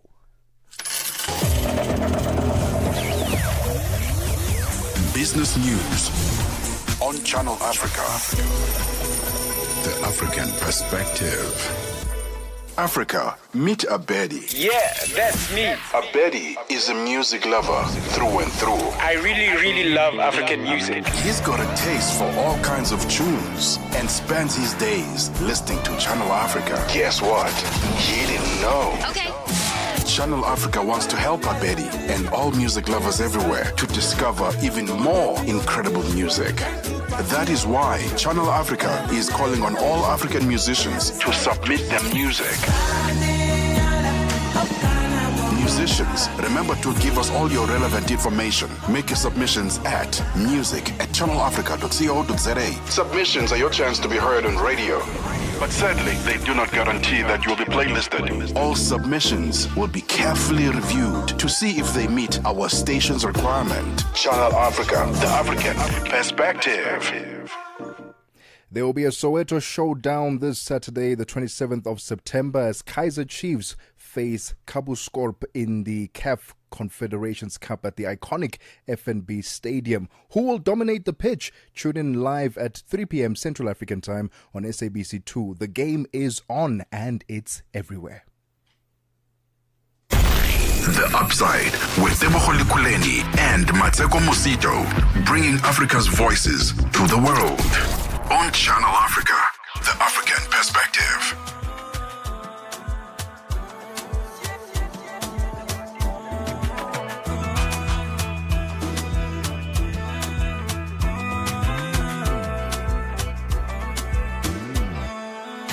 Let me send you my home address. Now your love can heal my stress. To the end of time. Will you stay by my side, girl? I need you in my lifeline. Let me hold you so tight. I gon' make you my wife, girl. I gon' make you my wife, girl. Give it to me, mama. You drive me crazy, la la. Inani fite tala. Anyemunganya waku chara. Give it to me, mama. You drive me crazy, la la. Inani fite tala. Anyemunganya waku chara. Baby, no more pretending. I just wanna see you bendy. Baby, no more pretending. I just wanna see you bendy. Baby, no more pretending. I just wanna see you bendy. Baby, no more pretending. I just wanna see you bendy. Come closer. Oh my baby, wingora. Nuriranza kuoza. Pendufa Mendoza. Gayo bari rancho koza ukanyemeza. Jenda gachutango tosa uranoza. Inana sinaeza. Imifungo jenda pesa. Give it to me, mama. You drive me crazy, la la. Inani fite tala. Anyemunganya waku chara. Give it to me, mama. You drive me crazy, la la. Inani fite tala. Anyemunganya waku chara. Baby, no more pretending. I just wanna see you bendy. Baby, no more pretending. I just wanna see you bendy. Baby, no more pretending. I just wanna see you bendy. Baby, no more pretending. I just wanna see you bendy. Baby, don't keep me waiting. Nafata naga konji. Find some time to the twembi, yeah. Inera gushiduka, zinere gukanguka, nizo shaka kwibuka. Give it to me, mama. You drive me crazy, la la. Inani fite tala. Anyemunganya waku chara. Give it to me, mama. You drive me crazy, la la. Inani fite tala. Anyemunganya waku chara. Baby, no more pretending. I just wanna see you bendy. Baby, no more pretending. I just wanna see you bendy. Baby, no more pretending. I just wanna see you bendy. Baby, no more pretending. I just wanna see you bendy. Baby, no more pretending. I just wanna see you bendy. Baby, no more pretending. I just wanna see you bendy. Baby, no more pretending. I just wanna see you bendy. Baby, no more pretending. 46 minutes after 2 p.m. Central African Time. Alik Bulande with Bendi. Beautiful music coming to you on the Upside this afternoon. Your gateway to the good life on Channel Africa, the African perspective. Catch us live on our social media platforms at Channel Africa on Facebook and YouTube, and at Channel Africa 1 on TikTok. Download that SABC Plus app so you can take us with you wherever you go on your Android or your iOS device. And if you have DSTV, simply go to channel 802. And if you'd like to revisit some of our conversations that we've had on the show and other shows as well, go to www.africa.co.za. We've got some special guests in the studio this afternoon. If you're struggling to find that extra special something to make your function memorable, Imboba Dance Group has the answer. With the high-energy African style, a street-style dance, they transform events into vibrant, electrifying experiences that leave audiences taking longer or talking longer after the music stops. And today we're joined by the members of the Imbumba Dance Group to hear more about their journey. Good afternoon, Imbumba. How are you guys doing? Welcome to Channel Africa. All right, let's start off with my introductions. Just your name and surname and where you're from. Let's start left to right. Let's start with you. Okay. Sanbona, igama usicelo Khumalo, ngikhamuka Alexander. All right. Hello. Okay, Sanbona. Okay, mina ngigama nguSiphiwe Kumete, ngibuya khona la Alexander Komora. Awe. Hello, Sphiwe. Sanbonani, igama lami Anisipho Makushana. Alexander. Halala Anisipho. Umretivita amathebret lang dilo stofo ngiphatha mina ngiphatha una shay pasa phatha qhubeka siye phambili igama lami ngusiboniso wakamntawu ngisibongo ngiphuma la Alexander. So there we go. Welcome guys. Thank you so much. You look amazing. Thank you so much. Outfits. Let's start off where this group started. Imbumba Dance Group. Where did it start? Who founded it? How did you guys come together? Maybe you can tell us because we are Koloma, you can speak. Yeah, again. Okay, my name is Bonis once again. Imbumba Dance Group. Basically, group, it was me and my colleague. Basically, group called African Black Diamond. Okay. So, like, we were specializing in Spanzula, but doing a little bit of Istwana, but the main focus is Spanzula. So, I met my friend, group African Black Diamond. Yeah. So then, fast forward. Ngahlangana nomfowethu avula igroup sabiza we started sabiza Gomora Future Stars, then change because of the name. I won't explain kakhulu. So manje sesichange sesi Imbumba, like means unite. Yeah. So samita abafowethu my friend ubuya from Soweto, then omunye ubuya from Davidton. So yeah. Okay. Sounds amazing. Let me ask the rose amongst the thorns. The thorns. Sissy, tell us about just working with the gentlemen and also what your contribution as, the feminine energy in the group. What do you contribute in the group in the dance movement? Okay, first thing first. Mina ngu-Anisipho ngibuya eDavidson ezimshilo. Dala ngijiva ne bengijiva Spanzula before bengibazi nabo we competing together and stuff like that ne. So at Davidson ama opportunities amaningi awekho, so nga decide ukuza ngizomove nabo ngijive nabo. Mina I'm just a dancer, then sometimes nginokufaka itayela lapho, but then abajita yiba ba choreographer in most cases. Yeah. Okay. I love that. All right, it's 10 minutes before 3 p.m. Central African time. We're hanging out with Imbumba Dance Group. And we've got a few more questions for them, especially where are they performing? Where can we find them? We know that when we want our events to be electrified, we call on them. But on a daily basis, where do they hang out? We'll chat with them right after this. Africa. It's time to plug into the heartbeat of the continent. Tune in to Channel Africa, your go-to radio station that broadcasts in 5 different languages. L'Afrique du Sud célèbre la journée nationale du Kabla hujaitwa kwa jina la Double K or more of our forests have been destroyed. Tamo kuduli bwanji ndi Partido Africano da Independência da Guiné. See, Channel Africa represents every corner of this amazing land. From Lagos to Cape Town, Nairobi to Dakar, we've got you covered with the freshest news, music, and cultures. So, turn up the volume, feel the rhythm.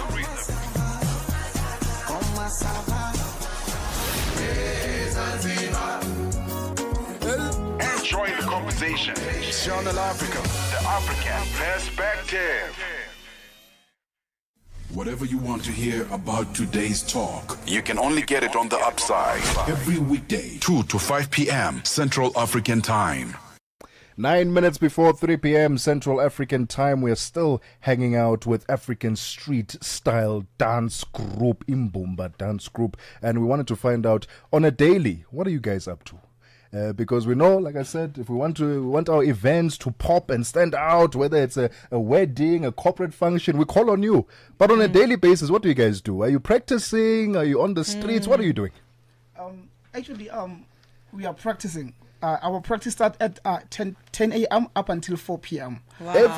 Every day. Like we are doing the main thing that we are doing at Pansula dance, but we're starting with to uplift yourself, like to learn some other dances such as campus dance and drumming, djembe. Yeah, so like we mix djembe and the campus dance. Okay. Yeah, so like as well as contemporary dance. Yes, contemporary dance and Afrofusion style as well. Yeah. That's beautiful. Yeah. Okay, Buti, talk to us about choreographing all this, because there's several dance styles that are being incorporated into umsebenzi that you are doing. Yes. So how do you choreograph all of that so that it's one cohesive, beautiful arrangement? Okay, I want to come to choreography. Intention with okay. Unkumuntu mele abonise ukuthi ke ukuthi ngana ngithola hayi ukuthi unkumuntu makakhipha istyle utamthathele phansi naso sithatha sibeke stand by after uzobuya usebenzisa uzama ukuyitshela yonke into because must united yonke into iphuma kahle. Okay. Is it just the four of you or the other people who are not here? Yeah, it's a four of us. Okay. Yeah, but we are still teaching others since we're because of like we don't want to end up like this. Like by a company, like a huge company, like because of the people of which like they are not academically like but they are gifted. So maybe if we can embrace them, we add bazos tola their inner self. Okay, that's where I belong because of so that's something of which I like that note. That's such a beautiful note. So I want you to stay on there. Talk to me about how you embraced that. How did you say, you know what, this is what I'm good at, this is what I'm going to pursue? Because it would have been very easy for you to, and do what they are doing. Yeah. How did you decide that, dance is my talent and I'm going to pursue it, wholeheartedly? Okay, so ngabona ama opportunities along the way while ngisasesikolweni. So like imali bengithola by then. Like I win Arnold Schwarzenegger same time the following day I win a Stambo Storm Mapanzula, of which Arnold Schwarzenegger it was 40,000, then the next day going at 20,000. Wow. So like ngahlala phansi ngazibuza my inner self ngithi why should I go ngiyoqeda labantu umsebenzi while into yabo mina into yami uNkulunkulu unginikile la wathi okay that's where you belong. Right. So yeah, so like ngaba na inner self introspection ngathi yazini this is my thing and I'm going to prove it to the world okay I own this thing. La. Yeah, I love that. If I'm not mistaken, it's not just dance, you also are into acting. Do you provide acting services or are you actors yourself? How does that work? Njengoba usibona nje sinje singama actor njengoba sikhuluma. All right. So now acting sikhona, we've been featured bo TV series. Nice. Yeah, and many more. So yeah, like school art department kakhulu. And based on art. Are you practicing? Do you have a drama teacher, or are you teaching yourselves? How are you practicing that art form specifically, actor? Thina sibe nenhlanhla uNkulunkulu nje ofela wathi cha. All right. Like last khona we are surrounded by abantu abatisha drama, dance, you name them. So if like content sidingayo, it's easy ukuthi siyekubona. Nabasikhonza kakhulu because basibonisa lapho nalapho okay, this is how you do it. So some ama workshop like attend my class. School Let's talk about Alexandra Township. It's a big township. It's a melting pot of cultures, from all over the South African region and other parts of Africa as well. But let's talk about how art is, creating a safe space for the youth of Alexandra, because we know how township life is. I think for anyone that's living in a township, it's very easy to get into drugs and alcohol and nyaupe and all sorts of things that have nothing to do with where God wants you to go or where spirit wants you to go, if I could use those terms. But how has the art space, acting, dancing, music, how have those spaces helped the youth and young people like yourselves to really boost yourselves and do something economically and socially active for your lives? Okay, I'm gonna start by calling myself as an emira. Ngisiboko se Alexandra mina, because of most of the things isn't like Alexandra, like the people of which hijack then they come with booze and like celebrate ekasi, then umntana omncane uyabheka ukuthi okay I think that's a good lifestyle because of like we have uyoganga then ubuya unemali. So like we started something else of which sibiza ipanzula tour, like we are dancing each and every corner like Alexandra just ukuthi babone now asibi indoors siba outdoors yabo singalokho practice sibagayi for free. Oh wow. Yabo so into sizama ukuyenza nje ukuthi okay bad things might happen ngaphandle but khona ukuhle ukukhona esizokwenzeka as youth usakhula. So that's the thing of it, like sifike just to change the wababheka ngakhona abantu ukuthi okay nathi asifike ngemotivation yethu as an artist. Okay, nice one. I love that. Hi man, item nyana before nhamba. Okay. And then after the item, Sissy, please tell us how we can book you, because this is a time for weddings, imishado, absolutely, all sorts of amazing things are happening in Zaloyelanga manje, we're busy. So just give us a little item and then tell us how we can book you. Like a minute. Item before. Okay. Yeah. Item before campus. Yeah. Yeah, campus is fine. Hey.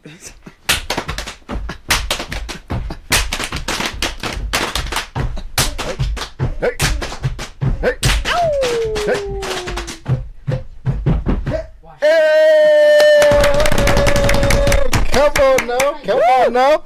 Oh, it's brilliant. Yes. My website. Okay, our website.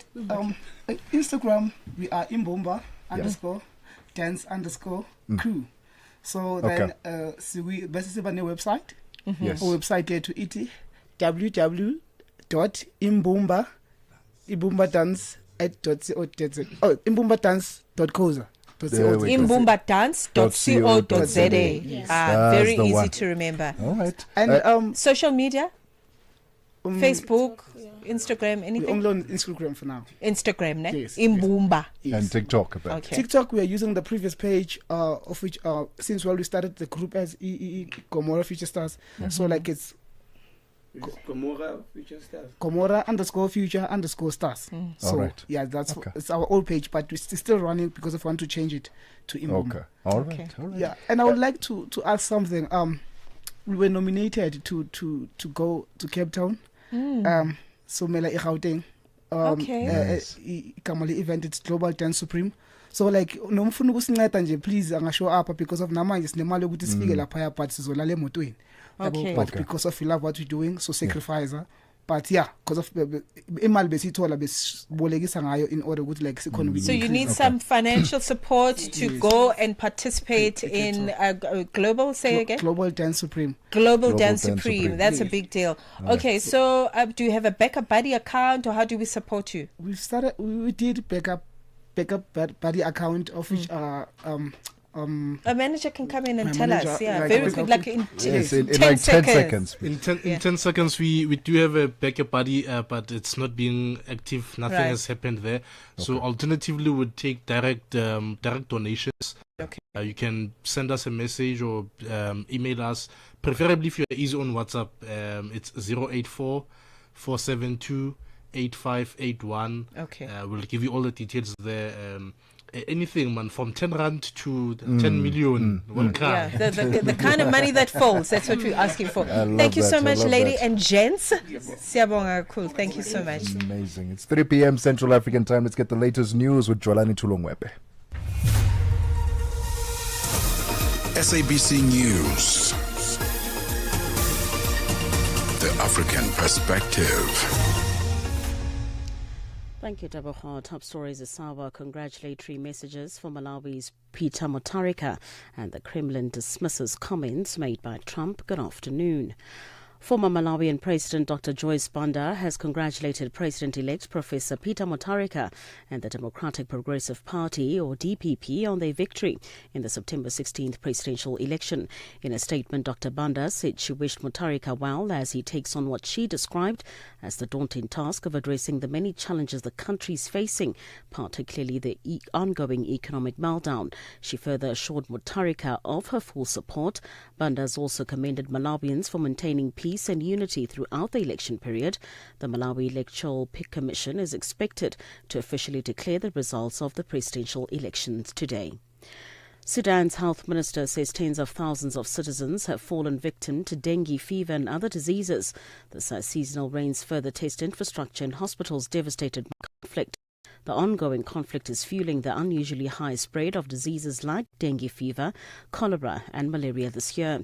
The conflict between Sudan's army and the paramilitary Rapid Support Forces has created the world's worst humanitarian crisis and sprayed famine and has shown no signs of ending.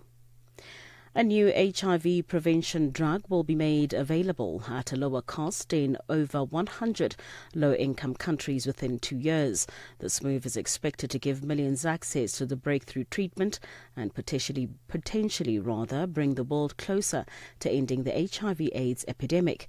The drug, called lenacapavir, and administered by injection, is due to be rolled out as early as the end of this year.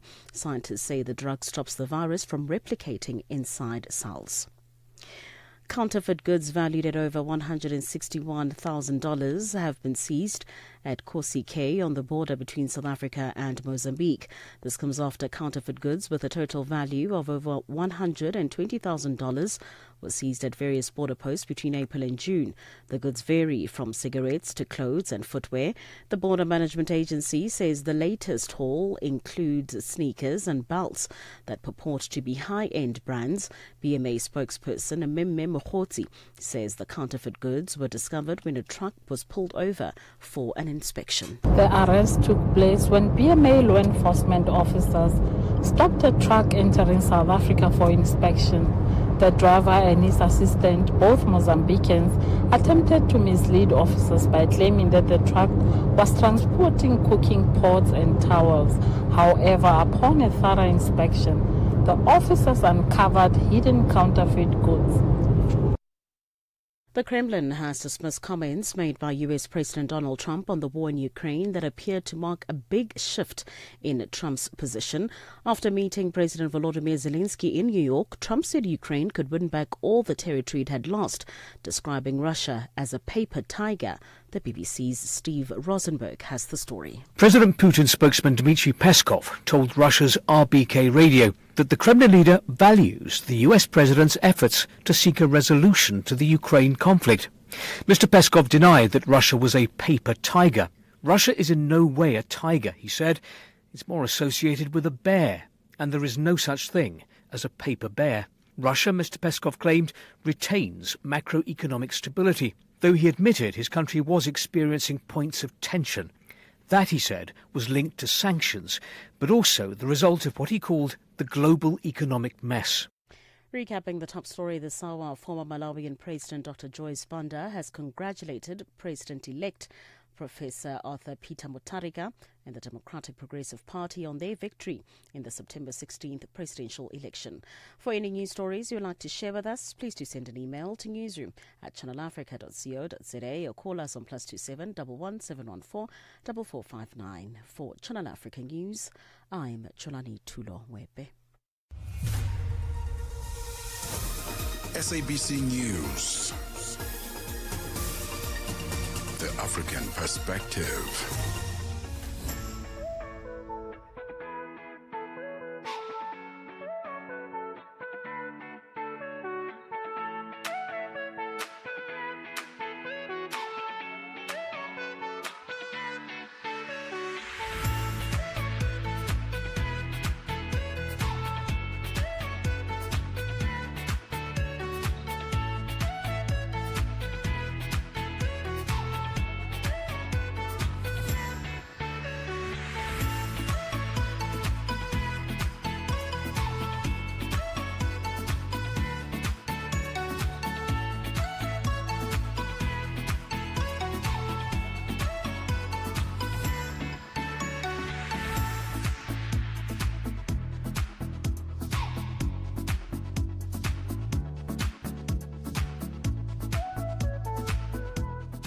All right, it's gone 6 minutes after 3 p.m. Central African time. It's the final hour of The Upside, your gateway to the good life on Channel Africa, The African Perspective with Tebogo Lekhuleni and Mmatsheko Mosito. Happy Wednesday yet again. Happy Heritage Day in South Africa. Join us live on our social media platforms. We'd love to engage with you at Channel Africa on Facebook and YouTube, and at Channel Africa 1 on TikTok, where you can stream us live. If you have DSTV, it's channel 802. As always, you can download the SABC Plus app so you can take us with you wherever you go on your Android or your iOS device. And if you'd like to revisit some of the conversations we've had, not just on our show, The Upside, but the other shows as well, please go to www.channelafrica.co.za.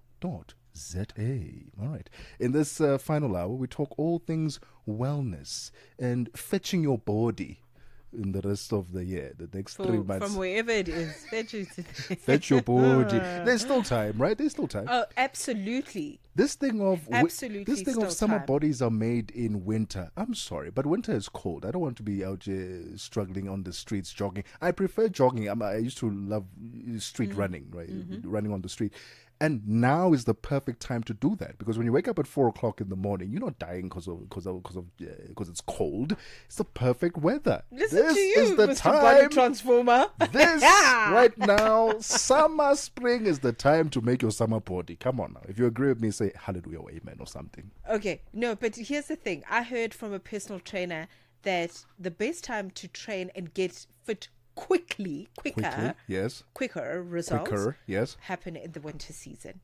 Not that they can't happen in the spring, summer, but you are likely to get quicker, because people want microwave results. You are most likely to succeed with that in the winter season, not the spring, summer. That's not to say that you should now pack your techies and sit down and have a bag of potato chips. No, of course not. You can still do it. I am just saying, which season do you think you are most likely to be disciplined and consistent? When the weather is good, or when it's chilly and cold, when sometimes in the morning you're like, oh, it's so nice and warm in my bed? Statistically, you're most likely to win in the spring, summer. Listen, we're going to be speaking to the Body Transformer, okay? Tabile Christina Mkabela, a.k.a. the Body Transformer. And she's going to be speaking to us in her capacity as a personal trainer, as a certified Pilates instructor and aerobics instructor. And she's going to be talking to us about this. She's the expert. She's been transforming bodies since 2010. Since FIFA World Cup. So she knows exactly what she's talking about, and she's going to tell us the best time, the tips and tricks, how you can, just get your body in shape as quickly as possible.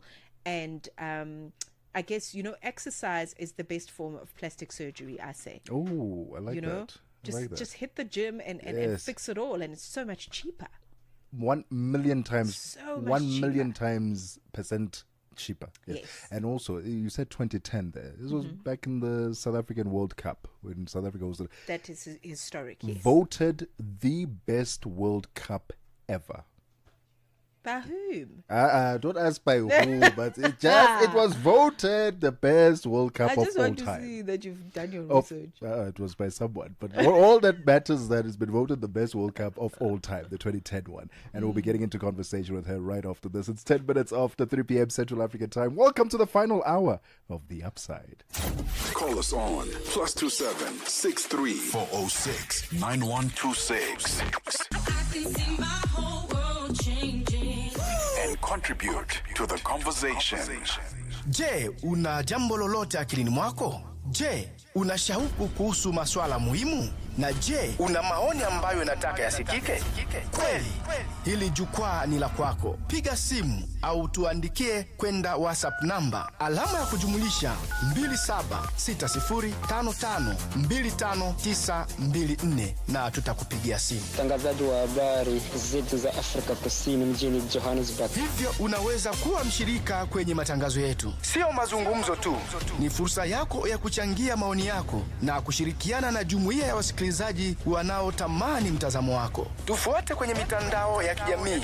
Tembelea tovuti yetu www.channelafrica.co.za na uwe tayari kushiriki na kuchangia maoni yako kwenye Channel Africa. Channel Africa, mtazamo wa Kiafrika. The Upside. On the Upside, your voice matters.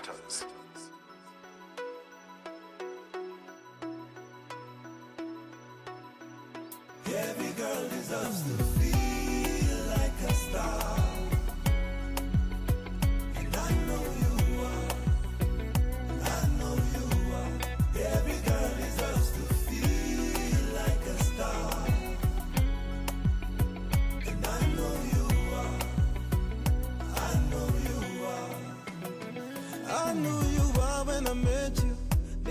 Tamani nikupeleke kwetu.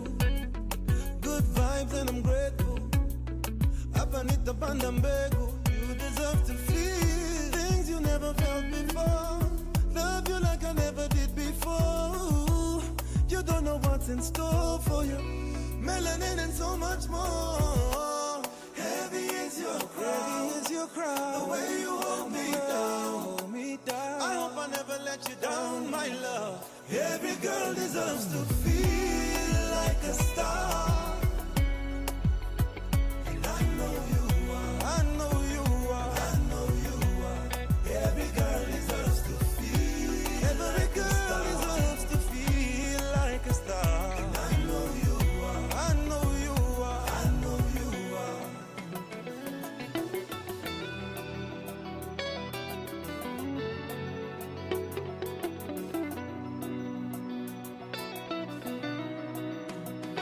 I knew who you were when I met you. That one day I will be able to say yes to you. Good vibes and I'm grateful.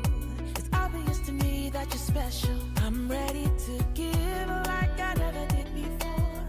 Love you like it's an open door. You don't know what's in store for you. Melanin and so much more for you.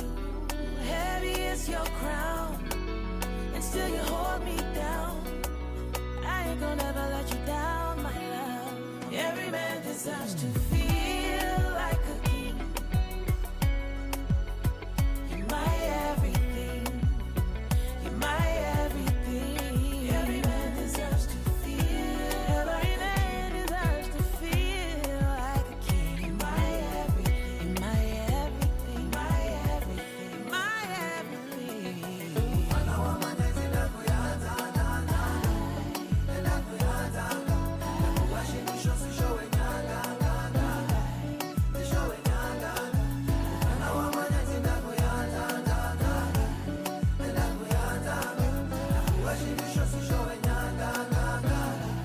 Every girl deserves to feel like a star. And I know you are. I know you are. Every man deserves to feel like a king. Deserves to feel like a king. You're my everything. You're everything. My everything. You're everything.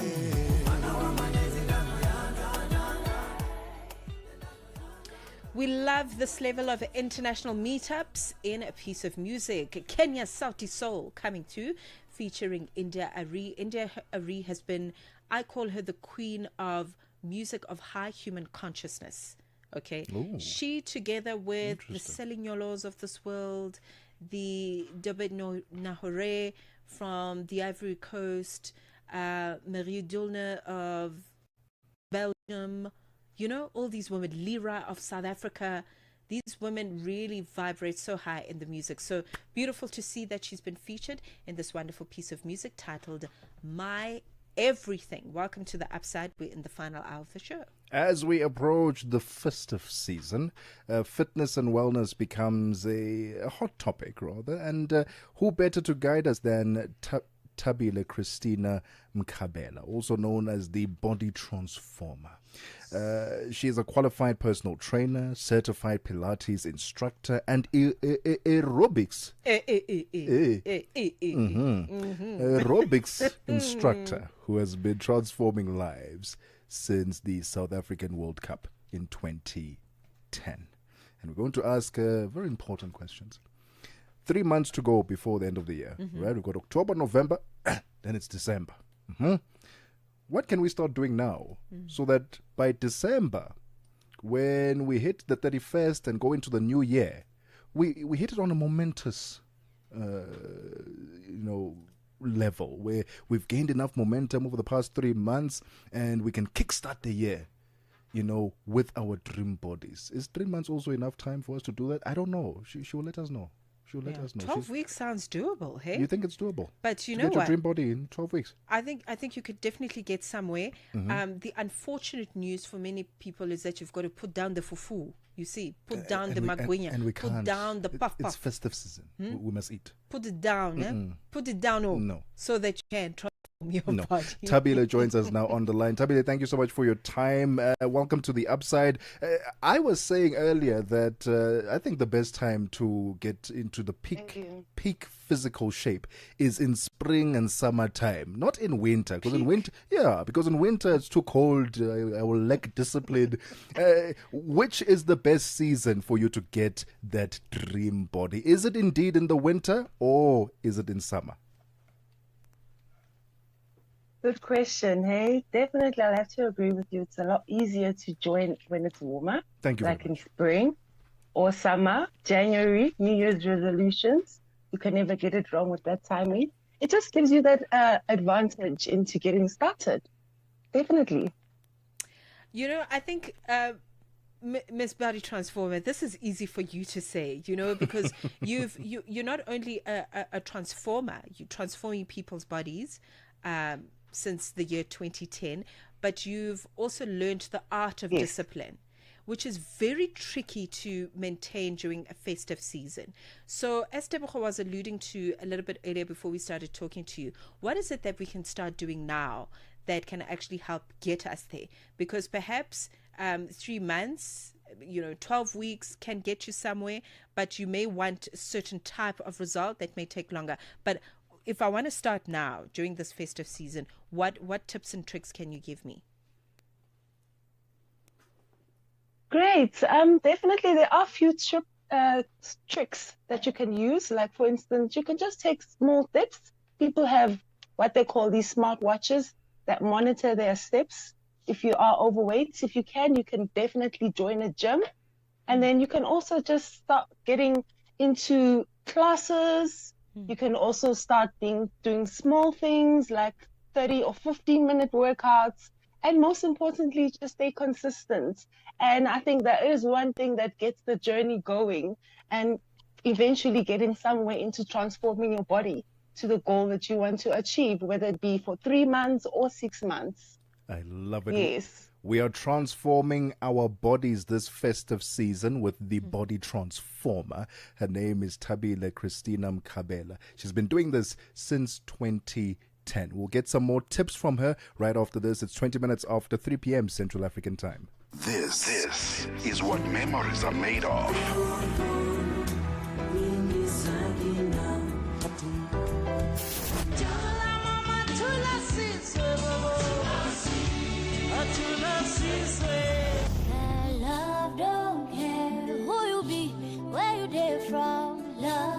On Channel Africa, the African perspective.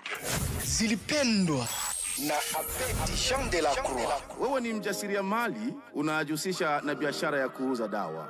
Jaribu kutuambia kwanza, kwa nini ulianzisha biashara hiyo? Tutasema kwamba maisha ya kila siku ni kwamba mtu anapaswa kuwa na maisha ya kuweza kujitegemea. Usitegemee kuajiriwa, lakini utegemee kujiajiri, na baadaye utaweza ukaajiri wengine. Na hiyo ilinipa msukumo mkubwa kwa kuweza kujiajiri na kampuni hii kwa ajili ya kuweza kuwasaidia wale ambao wanahangaika zaidi. Unauza aina gani ya dawa? Unasema ni dawa, lakini kwetu sisi tunaita kama vile ni pipi, ambayo ni virutubisho ambavyo vinakwenda kusaidia kwa wale ambao wanatatizwa na aina tofauti ya magonjwa. Virutubisho hivyo sasa vinatibu magonjwa gani? Virutubisho hivi vinatunza magonjwa kama vile ya kisukari, shinikizo la damu. Zilipendwa kila Jumamosi kuanzia saa 12 kamili majira ya Afrika ya Kati hadi saa 1 kamili majira ya Afrika ya Kati. This is the Upside for the best African vibes, groundbreaking content. 21 minutes after 3 p.m. Central African Time, we continue our conversation with the Body Transformer, Christina Mkabela, about getting our bodies right this festive season. Christina, many people, when we talk about fitness, we generally think about going to the gym. But you also practice other disciplines, aerobics, Pilates. Please, in layman's terms, what are these other forms for people like me who are still very confused about what a Pilates is, what an aerobic is? All right. So there are definitely different types of exercises that tap into different forms of systems. For example, with aerobics, you are tapping into the cardiovascular system for weight loss, for example. Then with Pilates, it's strength training. So that would be great for ladies or gents who want to tone their muscles, just to firm up and tone. Don't know if you've heard of that term. Yes. And then there's other things like that machinery that you have in the gym for bodybuilders, for instance. Then we've got other things that are like for balls, dumbbells, for those who just want to be fit and have stamina outside of the cardio machines, which I have mentioned. I don't know if there's anything else you'd like me to elaborate about. No. You've explained them in layman's terms, so I have a better, clearer image of what Pilates now is and what aerobics are. So I appreciate that. Thank you so much. Tabile, let's talk about. I mean, you've been doing this a very long time. You've been doing it long enough to kind of be able to assess the patterns when it comes to our attitudes towards health and wellness. So, are you seeing a shift in the right direction? I'm guessing that with the heightened, algorithm of Instagram, where we're seeing so many, people doing all kinds of exercise and also transforming their bodies, that's encouraging us. But what are you seeing on the ground in terms of people's attitude towards their health and wellness? Yes, with people's attitude, I definitely see an improvement with a lot of people joining the gyms. A lot of people are running. A lot of people are getting equipment. Social media is also making it big. And the downward disadvantage with social media is that we're getting people who are not professionals, who are not qualified, who are actually leading and instructing massive amounts of people on their platforms. But nevertheless, it is good that people are getting into fitness and improving their health and definitely getting goals achieved as we move on to the new times. A big part, this new age. A big part of this transformation is diet, what we are consuming, what we are eating. Please share some advice, some tips that could help us get rid of the excess fat before the festive season, before we get to December. What foods should we stay away from? What foods should we start consuming more of during this period? Fantastic questions. When it comes to food, you definitely just want to, I don't know if you guys have heard of the recommended daily allowance, which is what they taught us back in primary school. To what is recommended as in terms of your main meal having to be carbohydrates, and as well as we're talking about 6 to 11 portions per day, that is, and then fruits and veggies, which is 4 to 5 fruits a day. Proteins being 2 to 3 per day, and then sweets and oils and fats being used sparingly. So when you can focus on that, you won't overeat. I don't know if I mentioned dairy, which should only be consumed 2 to 3 times a day. So then you get the guy who eats 4 eggs for breakfast, 2 patties for lunch, and 2 pieces of meat. Can you see how you've overeaten with your protein portion sizes? So when you can stick to your sizes, you'll always be safe and strike a balance in terms of sticking to your goal, whether it be having to eat more to muscle build or less to lose and get that flat tummy. Right. Oh, man, the flat tummy, hey? Oh, the pressure of the flat tummy. Yes. Oh, my goodness. Anyway, my question is around age groups. And I'm seeing a lot of that on the Instagram algorithm, but I really want to get your thoughts on it.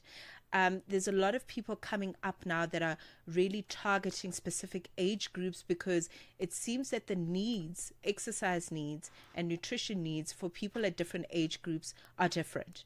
So what would you say, just very generally, in terms of what I should be doing at 20 versus what I'm doing in my 30s and in my 40s and beyond?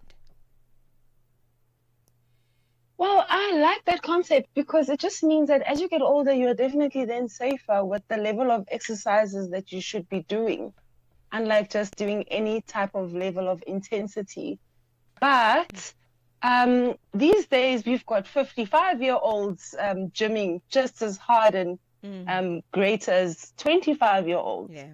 So we also don't want to take that kind of individual and limit them.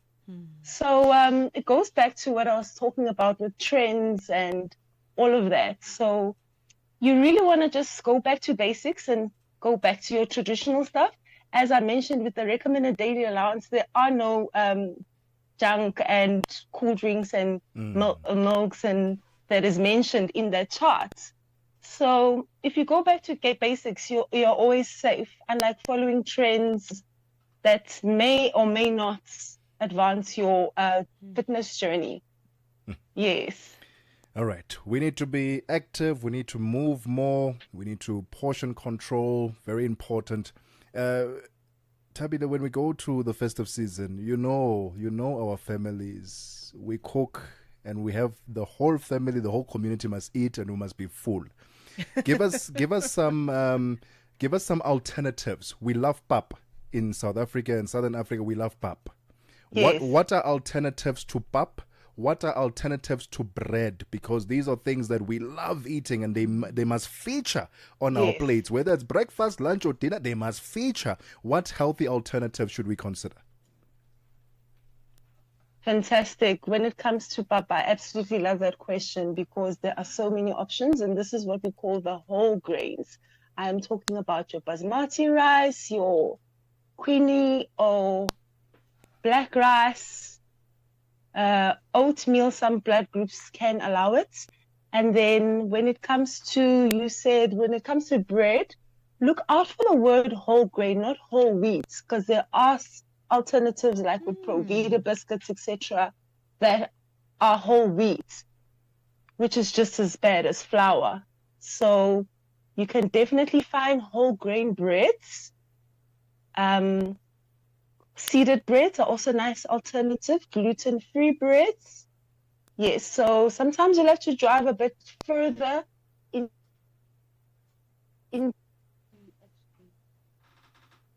stock up on whole grains that I mentioned. Yes. Okay, just listen, dig a little deeper, do a bit of research.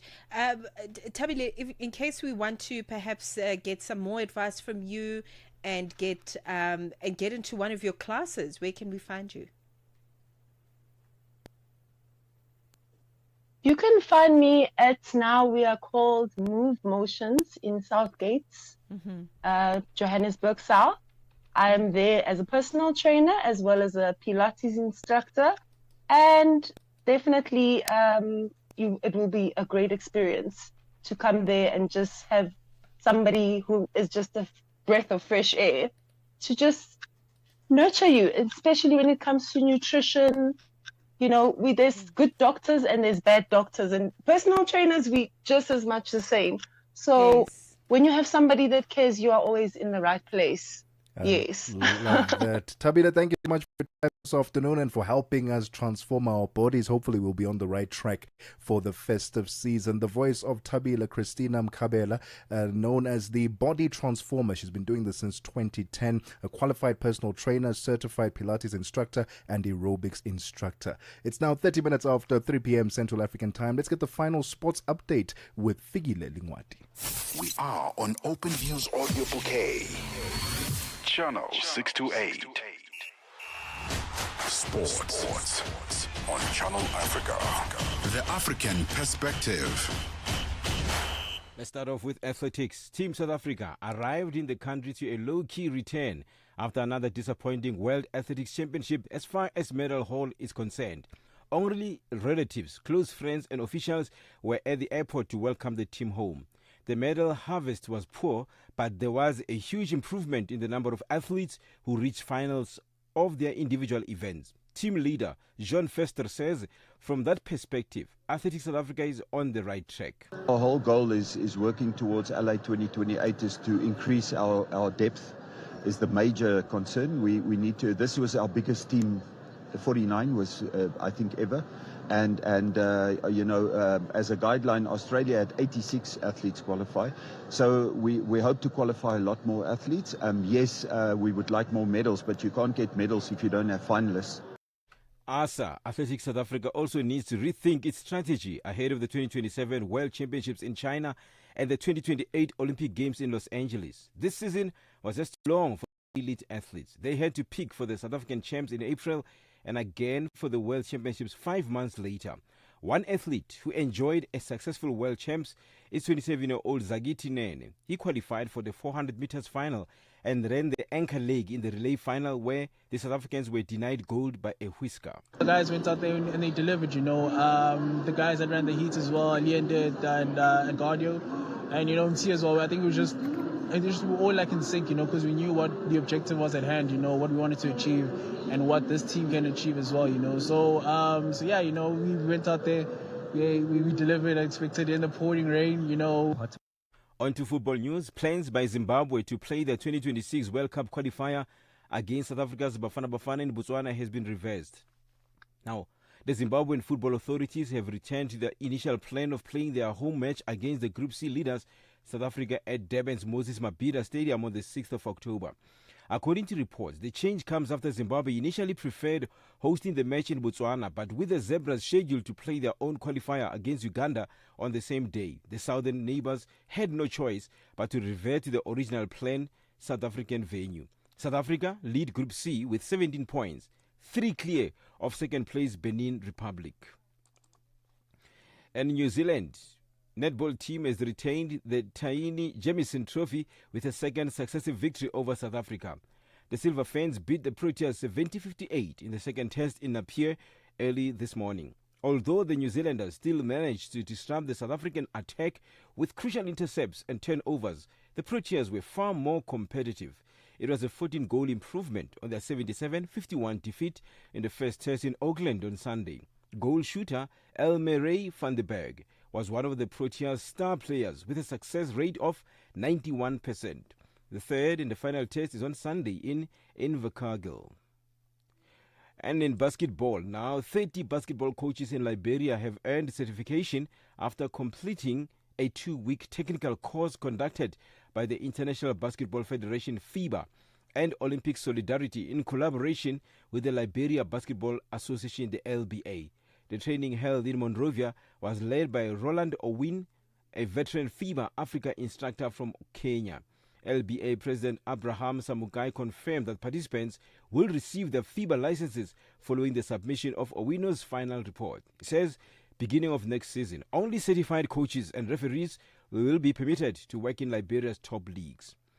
For any sports stories you'd like to share with us, please send an email to newsroom@channelafrica.co.za or call us on +2711 714 4459. This is Channel Africa Sport with me, Figile Lingwati. Sports on Channel Africa. The African perspective. Africa, meet Abedi. Yeah, that's me. Abedi is a music lover through and through. I really love African music. He's got a taste for all kinds of tunes and spends his days listening to Channel Africa. Guess what? He didn't know. Okay. Channel Africa wants to help Abedi and all music lovers everywhere to discover even more incredible music. That is why Channel Africa is calling on all African musicians to submit their music. Musicians, remember to give us all your relevant information. Make your submissions at music@channelafrica.co.za. Submissions are your chance to be heard on radio. But sadly, they do not guarantee that you'll be playlisted. All submissions will be carefully reviewed to see if they meet our station's requirement. Channel Africa, the African perspective. 36 minutes after 3 p.m. Central African time. Let's get the final business news this afternoon with Mr. Golden Voice himself, Thabiso Lehuku. Business news on Channel Africa. The African perspective. Tebogo, thank you, and good afternoon. Authorities in Botswana are warning citizens on the dire consequences associated with gambling. This as universal access to the internet is transforming the betting and gambling industry for the better in that country. Although the betting and gambling sector is strictly regulated, it risks becoming Botswana's next great social ill. Botswana Minister of Trade and Entrepreneurship, Ntsima, addressed Botswana in Francistown. Findings from the National Gambling Prevalence Survey highlight the urgency of this work. 13% of gamblers in Botswana are at risk of problem gambling, while 3.4% are already in the problem category. These trends mirror global realities and demand responsive interventions. In an effort to promote artisanship and address the skills shortages, World Skills South Africa, an initiative of the Department of Higher Education and Training, has partnered with East Cape Midlands TVET College and Port Elizabeth College to host this year's skills competition in the Eastern Cape province. The competition began on Monday with the students from TVET colleges around the province participating across 28 skills. The Deputy Principal of Academic Services at East Cape Midland College, Zagiti Dlamini. As the college, we have various skills as well as the workshops that I may say they are not 100% equipped, but we are trying as a college to ensure that we meet the international standards by ensuring that our workshops have the necessary equipment and the latest technology. Traders say Nigeria's overnight lending rate fell by 100 basis points to 25.5% after the central bank adjusted the interest rate corridor used by commercial lenders to deposit and borrow funds. The Central Bank of Nigeria cut its benchmark interest rate by 50 basis points to 27%, marking its first rate reduction since 2020, as inflation continues to ease from elevated levels. Economists polled by Reuters had expected a 75 basis point cut following 3 hold decisions this year and 6 hikes in 2024. India's Export-Import Bank is increasing credit support to exporters and helping them diversify into newer markets, particularly Africa, following punitive U.S. tariffs on imports from the South Asian nation. The Deputy Managing Director at Exim Bank of India, Tarun Sharma, says that the bank, which provides export financing and backs loans granted by commercial lenders to buyers of Indian goods, has eased the risk limits on at least a fourth of its overseas banking partners. Sharma says Exim Bank is also offering more shorter tenure credit and credit against the future receivables to address exporters' immediate working capital needs. Oil prices rose over 1% as an industry report showed U.S. crude inventories declined last week. It added to a sense in the market of tightening supplies amid export issues in Kurdistan and Venezuela and disruptions to Russian supplies. Brent crude futures were up 77 US cents or 1.1% to $68.40 US a barrel. $1 in Nigeria is trading at 1,000 naira 488 in Botswana. It's at 13.15 in Kenya, 128 shilling 55 in Zambia, 23 kwacha 63.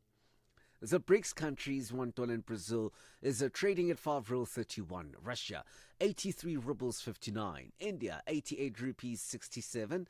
China, 7 yuan 11. And in South Africa, the dollar will cost you 17 rand 28 cents. $1 is trading at 73 pence to the British pound and 84 to the euro. Commodities markets now. Gold is trading at $3,764 and platinum at $1,494 per ounce. Brent crude oil is at $67.79 a barrel. For any business stories you would like to share with us, please send us an email to newsroom@channelafrica.co.za or call us on +2711 714 4459. For Channel Africa Business in Johannesburg, I'm Tabiso Lohoko. Business News on Channel Africa. The African Perspective. Broadcasting in 5 different languages, connecting the continent. This is Channel Africa, the African Perspective. Gender-based violence is destroying lives and tearing communities apart. It happens in homes, in schools, at workplaces, and too often in silence. But it doesn't have to continue. If you see it, speak out. If you are hurting, reach out. Because doing nothing is not an option. Listen to all 19 SABC